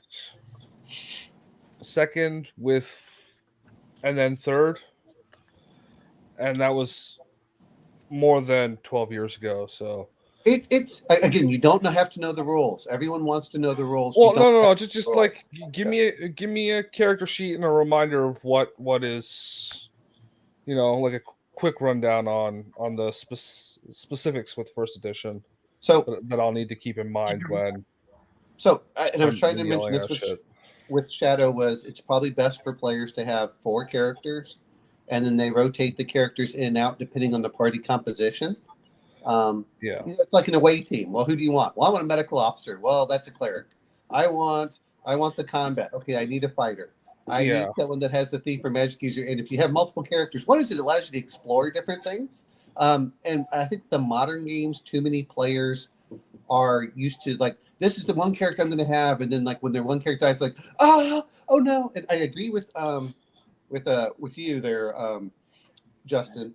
Is I think that having a large set of pre-gens helps characters, players that don't know what they want to be, and you can say, okay, here you go. I think that in certain ways, the 4d6, the 3d6 rolling 12 times. And again, this is why I said it depends on how. What I want to say is, do you want to play it at hard difficulty, very hard difficulty, easy difficulty, relatively speaking? Really depends on how you roll your stats, and that's really up to Shadow. When it comes to me, it's like as long as I'm given enough breadth to decide the personality of the character, I really don't give a shit about the other stuff. Like I'll just work with it, or the character will die. Those are the 2 options that will happen. I will work with it, or the character will die. Well, I think that's pretty easy. The only one thing is, and Shadow and I, no offense, because I'm trying to like get him going. And I know that Sean with Mage's Musings knows a lot more about this. But just to give the idea of if you're playing by raw rules, and yes, like you said, did someone say first edition AD&D? If you're playing by raw rules, you have to understand that the choices that you're making at first level really determine the feeling of the game throughout. If you're playing with weapon speed, that makes a big difference. If you're playing with the weapons versus armor, that makes a big difference. If you're, the question is, does it slow the game down? And the, I know we're talking about stuff over here. Really, Raven, you can play just about any character. You can have fun. I know Shadow and I have been talking about some of the old modules where your stats would start off low, and you would find magic items, and they increase you. By your stats up there. So then it's not as big of a deal. Whereas a lot of people say, well, this is it, and there's no increase. It's going to be a different experience. That's all I'm going to say. Just here's what you really do. Just imagine that you're a bunch of sneaky people that are going around, and you're trying to avoid a lot of combat. That's what first edition AD&D is until you get up to the higher levels. And when you do get into there, you're going to probably say, and if you learn those basic at the beginning levels, then when you take that up to higher levels, the lethality really drops off once you get to about third. Okay. All right. Yeah. I got another question. So if you create a couple characters, then they're kind of interchangeable, right? Yeah. Can when one gets killed, can they and they have these wills, so then can they will all their magical stuff and all their weapons to one of the other three so that okay. Technically, it really actually is going to depend on their relationship. Okay. Yeah. Because We're on a normally ship, there's actually yes. I think somewhere I read there's a rule where you can do that once as a player. Okay, then from then that point on, you have to literally will it to other people like your mom and dad, your younger brother, or a church or something like that. And other people they're like, yeah, sure, whatever, no problem. But there's also this thing you can will it to anybody you want. But guess what? If you die in the middle of a dungeon and half the other party members die as well, what you were carrying may never see the light of day again.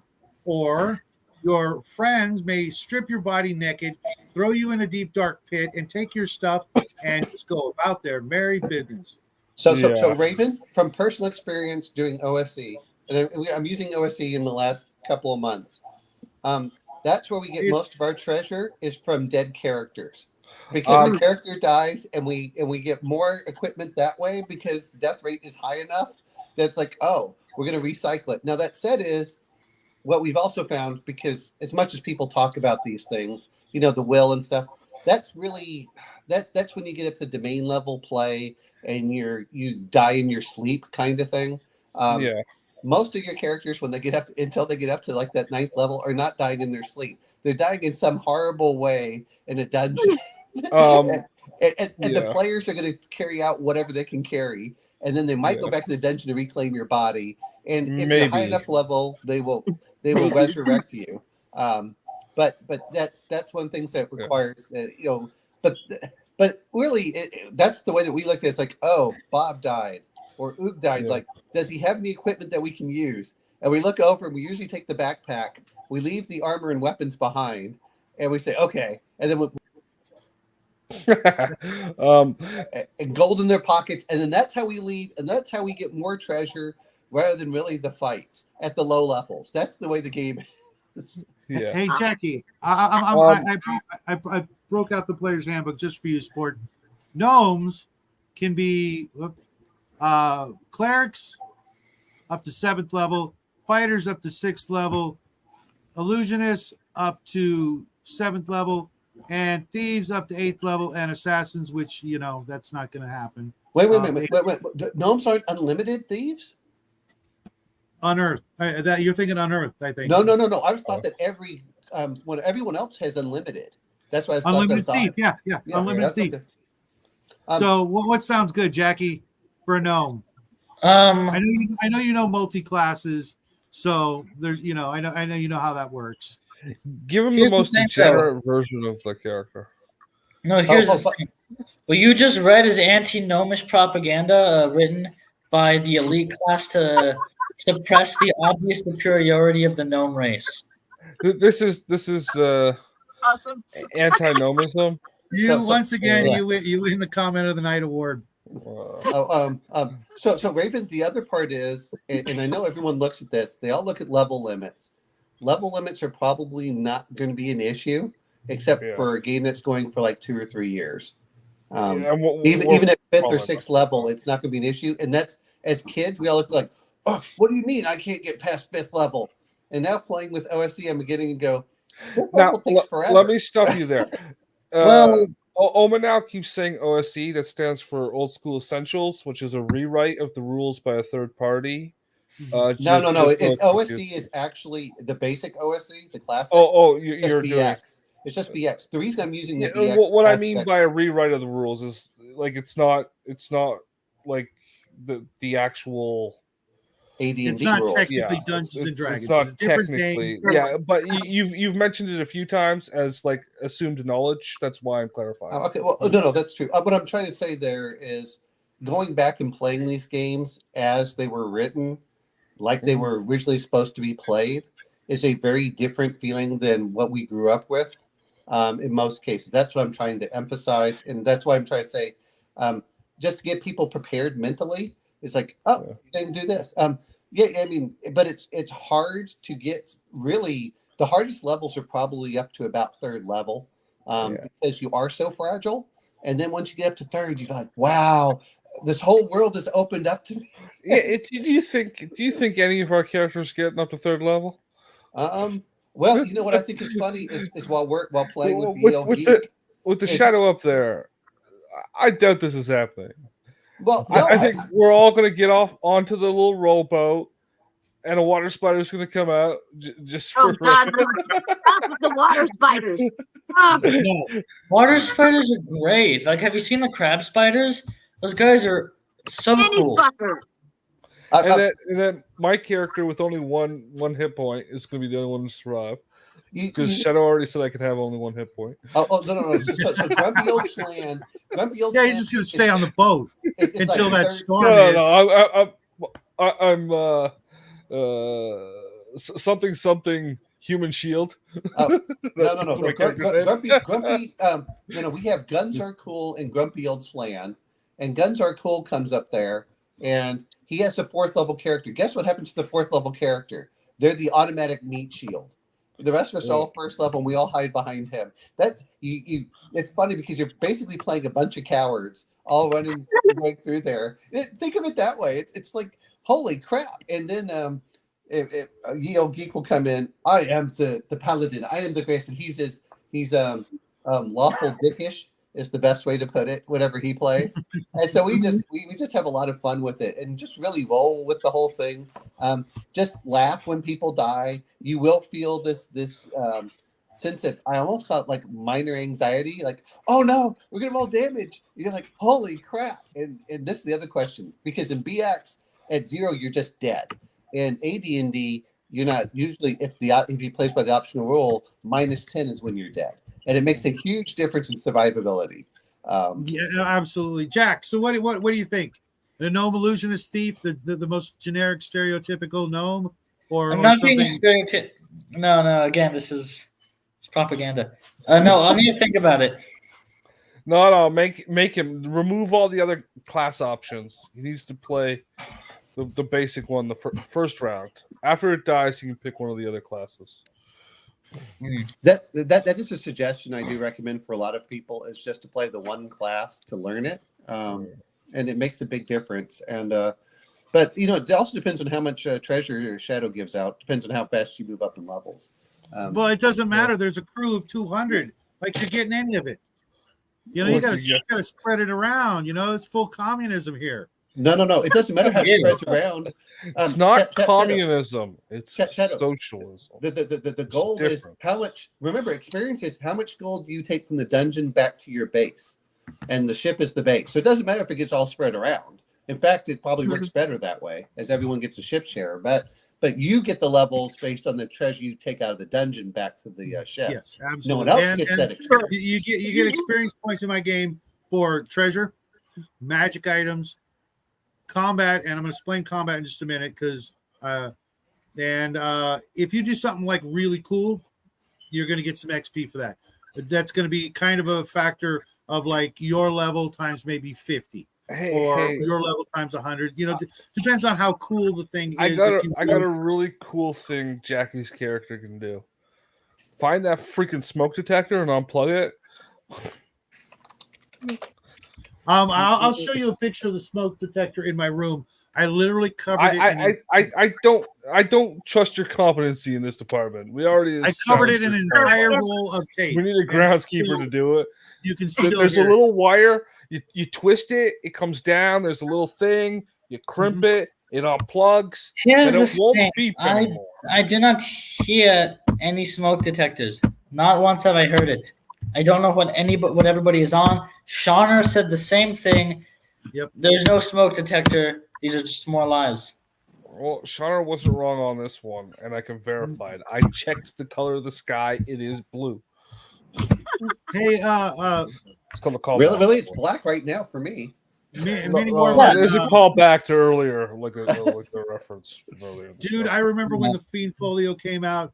Oh my God, I was at the shop working there, and it came out, and they brought in a box, and they popped it open. I remember the smell of all the Fiend Folios in there, and I got like number 3 out of the box.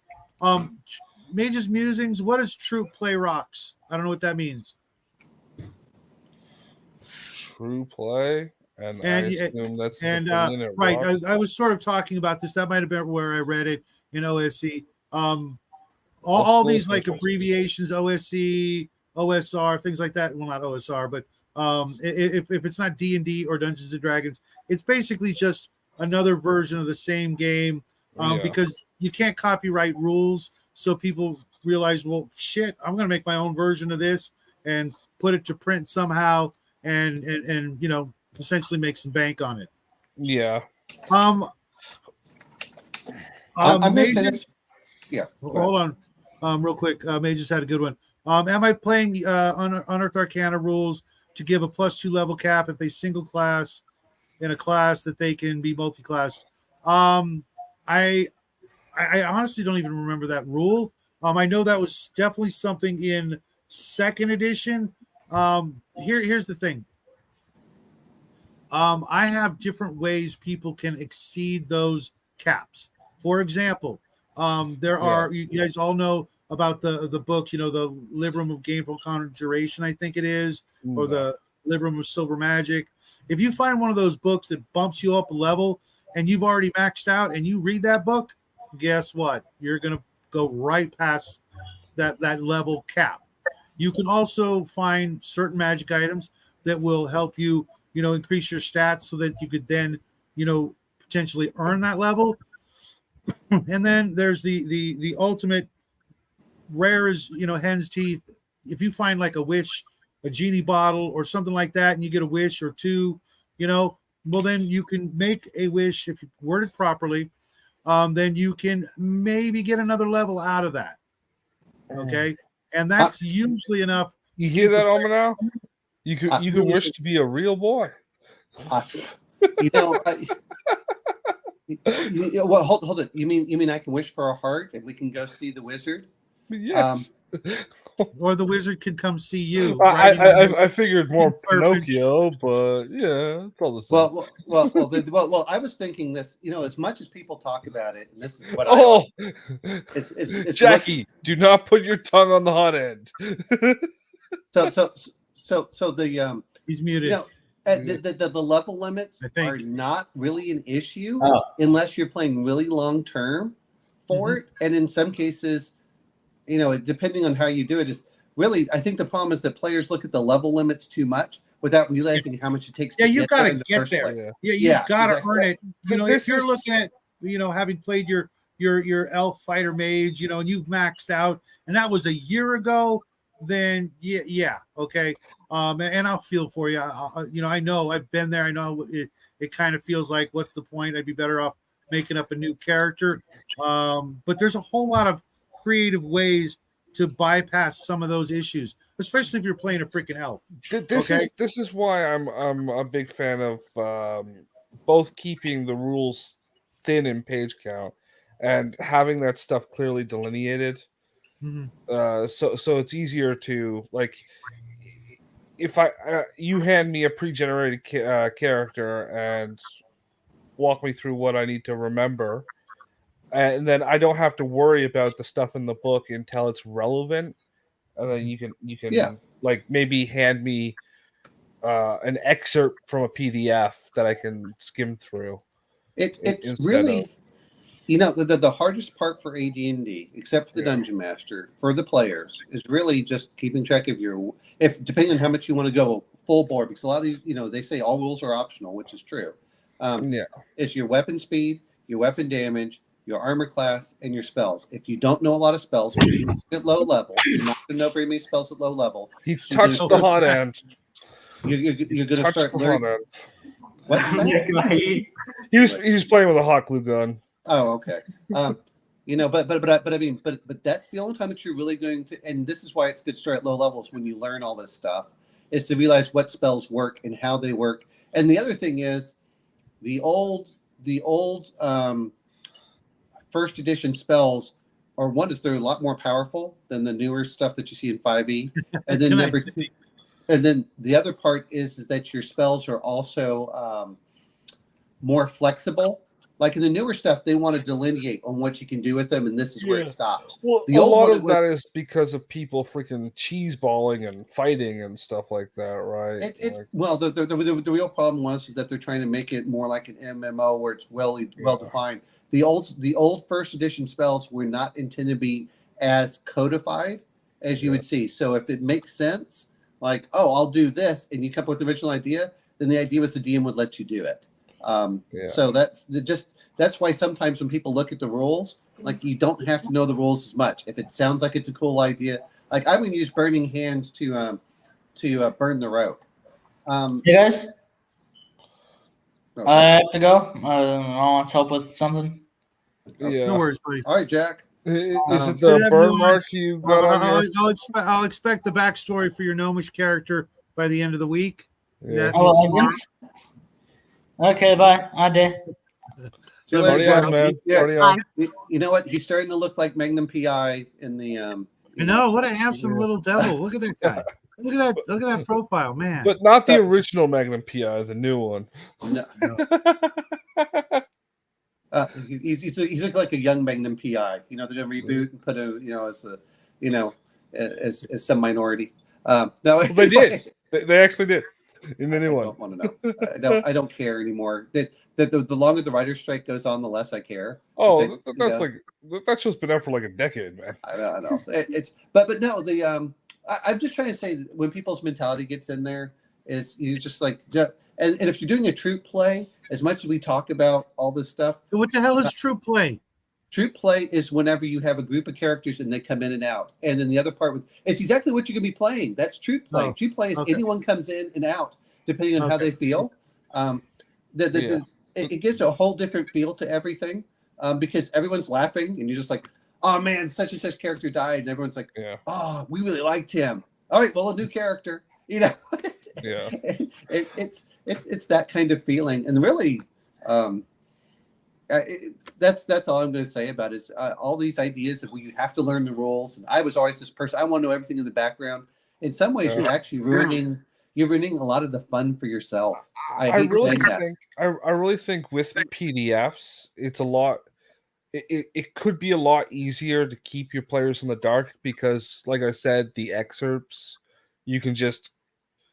It's not the excerpts. The thing is that the players a lot of times want to know everything. Yeah. And what I'm saying is, like, the game master could just copy that section and email it to you instead of you having access to the full book.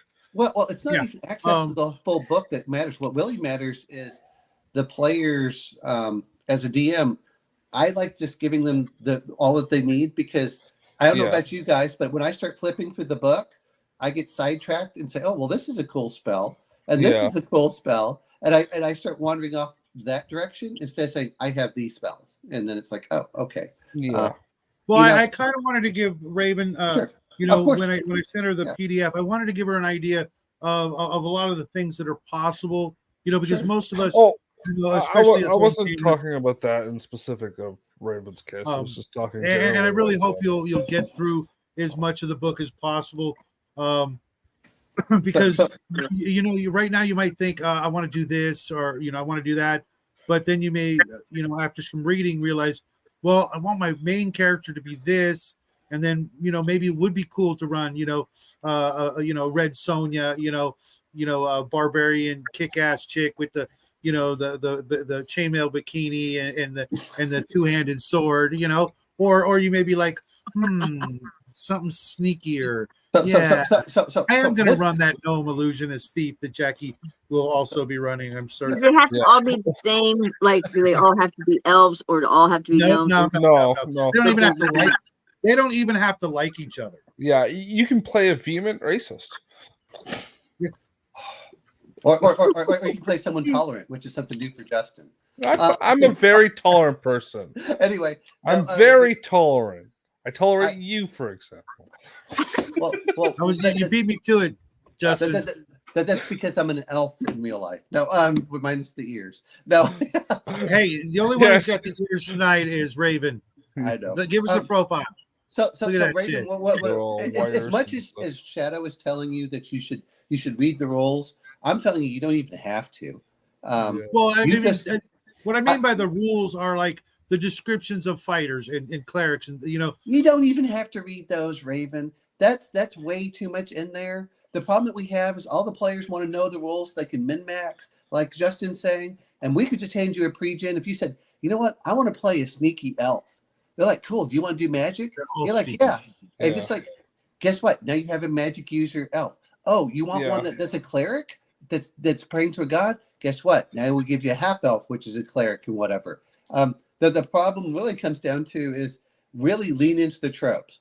Elves are good at long swords and bows, and that they can detect secret doors, and they're immune to sleep in most cases. So that's the real power of an elf, and charm. That's the real power of an elf. Half elf has half that, and then a dwarf and gnomes have the ability to detect different things moving up and down. And then the only other one that you have in mountains and caverns. So they're underground specialists. So you can pick that out. If you say, well, you know what, I would like. Yeah, but they do have beards. Beards even the cool. females. Well, that's not cool. It's just rumors. We aren't sure. No one's ever seen a female dwarf.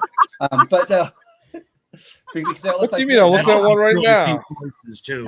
Actually, did you ever watch the behind the scenes for Lord of the Rings? And what they did is there weren't enough men that knew how to ride horses. So what they did is they put a bunch of beards in the women, so they look like it in the background. So just to give you an example, but if that's all I'm going to say is lean into the stereotypical Lord of the Ring tropes, and then you'll be fine. This whole idea that you have to know the rules, other than the spells, which you're going to have to know, and then we just put things on your character sheet. And again, well, what I mean by the book is also the descriptions of the races. Knowing the difference between a hobbit and gnome. Especially when I was a youngster. Well, I knew what a hobbit was, but gnomes, I didn't know squat about them. If Or the difference between, or not the difference, but some of the things, the descriptions of like the different races and how they act and how they think and feel. If she you doesn't do like sort of play a skin suit. If you do like I say and play a vehement racist, they're all just short people with too many digits or not enough. Well, no, there are no elf quest elves in my world. So you don't need to know because you're too hateful to care. So Raven, if you look at the racial preferences thing on page 18, he's even agreeing with me. The racial preference is to exterminate everyone under 4 feet. Okay. You know what? This is when you get the heavy two-handed fighter with the two-handed sword, and it lops off the first 2 feet of Justin's character. Now, then you'll have to exterminate me, but I'll probably already be dead from that action, so I will be okay. Justin with the pro tip. Hey, with 1 hit point, everything kills Justin. I mean, he takes the. That's the point. It's but no, really, I'm okay with that. It's only the first. To understand the idea of the game, if you just read page from 9 to really about page 18, you're cool. The rest of it is up to you. And if we're playing, the more senior characters will help you along. If you're a fighter, expect to fight. If you expect to be in the front, you're going to fight. You're going to have heavy armor. If you're going to be a thief, that you're going to sneak around behind someone and stab them in the back, and then you're going to go try. You're going to be the scout, and your scout job is not to get into a direct fight. You're supposed to go sneak around, stab them in the back, and do stuff like that. If you are if you're the magic user, you're supposed to stay away from the combat and cast spells, and then hopefully additional languages and things to help out from that aspect, especially if Shadow decides to do tricks and traps and stuff, which are really cool. Riddles, if you enjoy that aspect. Yeah, there will be no riddles. So my suggestion on this is for whoever's going to play a magic user is don't play a straight magic user. Play a thief magic user, fighter magic user. That's what I was thinking. It was a thief magic user elf. Oh yeah, and those work great because that gives you so many options. You don't feel like you're limited. And thieves have unlimited levels, with the exception apparently of gnomes, which I didn't even read. I know. Gnomes are unlimited in Thief. They are not. Or they are. They are. Okay. So if you play a thief, you're never going to be stopped to a level limit. Your other class will be, but not that one in particular. Shadow, can you send me the same PDF that you sent Raven? I will try to find it. It shouldn't be too hard. All I did was look for player, AD&D First Edition Player's Handbook PDF, and it was pretty easy. But yeah, okay. I'll send it to you in Discord if Omen isn't already on it. I can give you a link to the archive.org, and it's right there, which I'm flipping through right now. That might have been where I got it from. And that's 9 to 18. You said on that. 9 to 18 has plenty of stuff that you need for. The reason I want to do it is I don't want you to be overwhelmed with the rules, Raven, like we're all describing. Yeah, it is a bit overwhelming. Willie, the only reason I mention that is from pages 9 to 18. It tells you about the character races. It tells you about the statistics and what they mean. Other than that, and don't even worry about all the bonuses and all that, because you know what a stronger person can do. Can a stronger person open a door? Yes, they're more likely to open a door the stronger they are. That's it. Okay, intelligence. Well, how smart are you? And that represents. And then wisdom really represents willpower and dedication. So that's willpower and good old-fashioned common sense. Yeah, and depending, and then dexterity. It's a role-playing on game. how easy you manipulate things. That's the other one. And then of course, your constitution is generally on how good your health is, and then your charisma is and how likable you are. And if Shadow plays by the reaction rules, and which a lot of us did not play as a child, charisma is actually the dump stat that's the most powerful if it's ever used. And Sean's with Mage's Musing will admit this, because if you have a high charisma, man, you can get out of all sorts of stuff. You're everyone will be out there. Yeah, exactly. Don't think about the mechanics. That's the biggest thing that's going. The only caveat I would put on this is, yes, like an acting role, but don't ham up the drama. That gets annoying super fast. Yeah, Mages says here, don't even think about the mechanics. Just think about the person you're playing. Think of it as an acting role and go from there. The rest will come through play. Absolutely. Yeah. Just think of when I'm running my NPCs, I often I may not be able to do the voice of Gene Hackman, but Gene Hackman is in my mind when I'm doing the supervillain or the bad guy. It was Gene Hackman, okay, for a couple of different bad guys. Other characters, I'll be thinking of somebody, Clancy Brown. That's who he's thinking of all the time is the Kurgan. Sorry. Somebody famous or somebody, a lot of people actually base their characters on certain characters. They'll base their Archer on Hawkeye or Green Arrow or Robin Hood or something like that, or like I said, a famous actor or a musician, because you've heard them in interviews or something like that, or you like the way they act. You don't have to sound like them, but if you've got somebody in your mind or even, somebody you make up in your mind and you're thinking about, what would they do? How would they act and react to this situation, as opposed to how you would react. I mean, some of you is always going to come through with your character or NPCs or whatever. I just want to say one thing, Brian, you're a dirty, dirty old man. Get your head out of the gutter. And what Sean means by this is if you get to if I let you choose where you put your numbers for your attributes, your strength and your intelligence, don't skimp out and put your lowest number in charisma, thinking that I don't need to be charming. Everybody wants to be charming unless you're playing a half orc, and even a charming half orc is hysterical to see in play. Especially as they're snarling and trying to be all debonair. It's a thing of beauty when it's done right. You're a half orc wearing a smoking jacket and got the pipe and the elbow patches and So yeah, I mean that's all you we're got a cummerbund. And Mage's Musings is not correct that it's capped at 12 charisma. It's capped at 12 charisma for everyone except orcs and half orcs. Against that is so you have like in parentheses what the original And was. not only does she scream Christy Canyon, she screams. She screams a lot. And now you know why I said dirty, dirty old man. So no, I mean no. Sean is So- the one to really discuss the intricacies of D&D, but really the dungeon master is the one that's having to do that. If you play like you would, like what makes sense, that usually works out pretty well.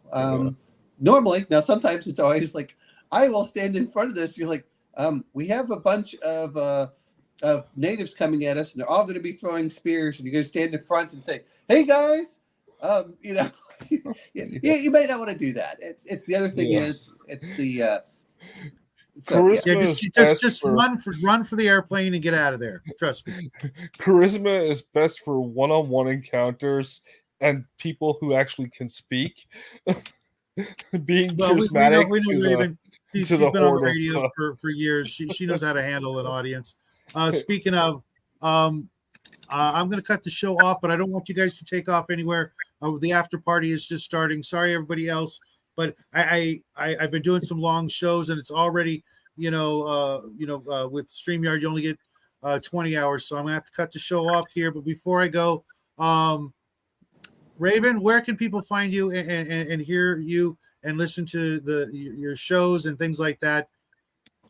12radio.com here on the internet is where you can hear me on Wednesday nights, 7 Pacific. And I have a YouTube channel that I'm getting ready to upload a video to for this weekend. So I'll assume my YouTube channel is just the same as my name right now. And my radio show is Raven McMinn. And my radio show is Raven's Rabbit Hole. And so we discuss all kinds of weird woo-woo crazy stuff, anything Bigfoot, UFOs, Bigfoot, strange, singular, 1 foot. big feet. Sasquatch actually is the preferred name to use for those things anyway, but I don't know. that's a lot of fun. So thank you, and thanks for having me, and thank you everyone for all your great advice tonight. It was a pleasure. And a nerd's nerd, you're kind of in the same boat. You got your first video out. It was awesome. I recommend everybody go check out her channel and sub the heck out of it. Brian just popped in at the last minute. What's up, Brian? Hey, man. I had to get the last minute. I don't know who this guy is. Okay. Well, let's hear from Nerd's Nerd before we say goodbye. You are definitely welcome to the after party there, Brian. So, Nerd's Nerd, are you there? Did we bore I her am. to sleep? Okay. No, I'm still here. I'm just slowing the mute button. Okay. So where can our friends find you and tell us a little bit about yourself before we do the after party thing? Absolutely. So just started my YouTube channel. It's A Nerd's Third. Gonna do various content on there, probably a BattleTech video next. Also, I do a lot of 3D modeling, kit bashing stuff, so you can find me on Cults 3D. I do a lot of like weird war tank designs under that same name. Excellent. Are you on Discord? Are you Instagram? Any of that stuff as well? Yeah, I hang out on Discord. I'm in a couple of the other groups on there. I'm in Weird War 2 channel. I'm in some Dust groups. Still kind of poking around there. You got anything coming up in the near future besides the BattleTech? Nothing too exciting, I don't think. I'll be hopping around the different live streams and chatting with people, but you big fat liar. You're going to be on the Shadow and Sun show one of these upcoming Fridays to do a one-on-one, and I want you to have lots of pictures of your work, the different things you have, some links for whatever you want to show up, and I didn't know there was homework involved with that. Well, nothing you haven't already done before. Just call him Corn Pop Watcher in the interview. He'll be okay with it. I've got the box. I'll just keep that handy right next to the camera. Just box of corn pops. Yeah, they're not what they used to be. They really aren't. I don't know what they did, but nothing is. yeah, Corn syrup. yeah, they used to be great. Now they're just meh. So, Brian, what about you? Shill your channel, man. Weird World War II all day, every day. Come say hi. Be weird. Mm-hmm, mm-hmm. We All got right, folks. an October challenge. Hold on. Got an October painting challenge. It's due before Halloween. So paint. Send me some pictures, Brian at weirdworldwar2.com. And I'll put you in my showcase video. Make you now, famous. you got anything on your channel? you know better. That's just trolling. He's got almost exactly as much as you've got on your channel there, Justin. No, I've got more stuff. None of them involve people destroying pinatas, though. Well, that's. Oh, you did watch that. Amazingly enough, Yeah. There was a lot of anger in that woman towards Trump's win. Sorry. All right, folks. I'm going to cut it here at the 9 o'clock my time, California avocado time-ish. But the 6 of us are going to hang out for a little bit longer. All you guys have a great Halloween. If you feel like watching a bunch of old fat guys talk about movies, most of us will be over at the Cigar DM show. If you haven't subscribed to him, don't bother. We'll be reviewing the god awful one of the few movies that's on my hate list. That's Flatliners. What? But Whoa. But Negative we'll also, points for you, bro. What? Negative points. But to make up for that, we will also be reviewing the absolute classic of all monster movies from Universal Studios, The Creature from the Black Lagoon. So I hope I will see all you guys there tomorrow at 2 o'clock Pacific time. We'll be hanging out for a couple hours talking about one of the weirdest double features of all time. So until then, folks, have a great weekend. Get your costumes ready for the big day. I want to see lots of pictures in Discord of all your Halloween festivities. And until next time, guys, happy trails. Weird. Party on.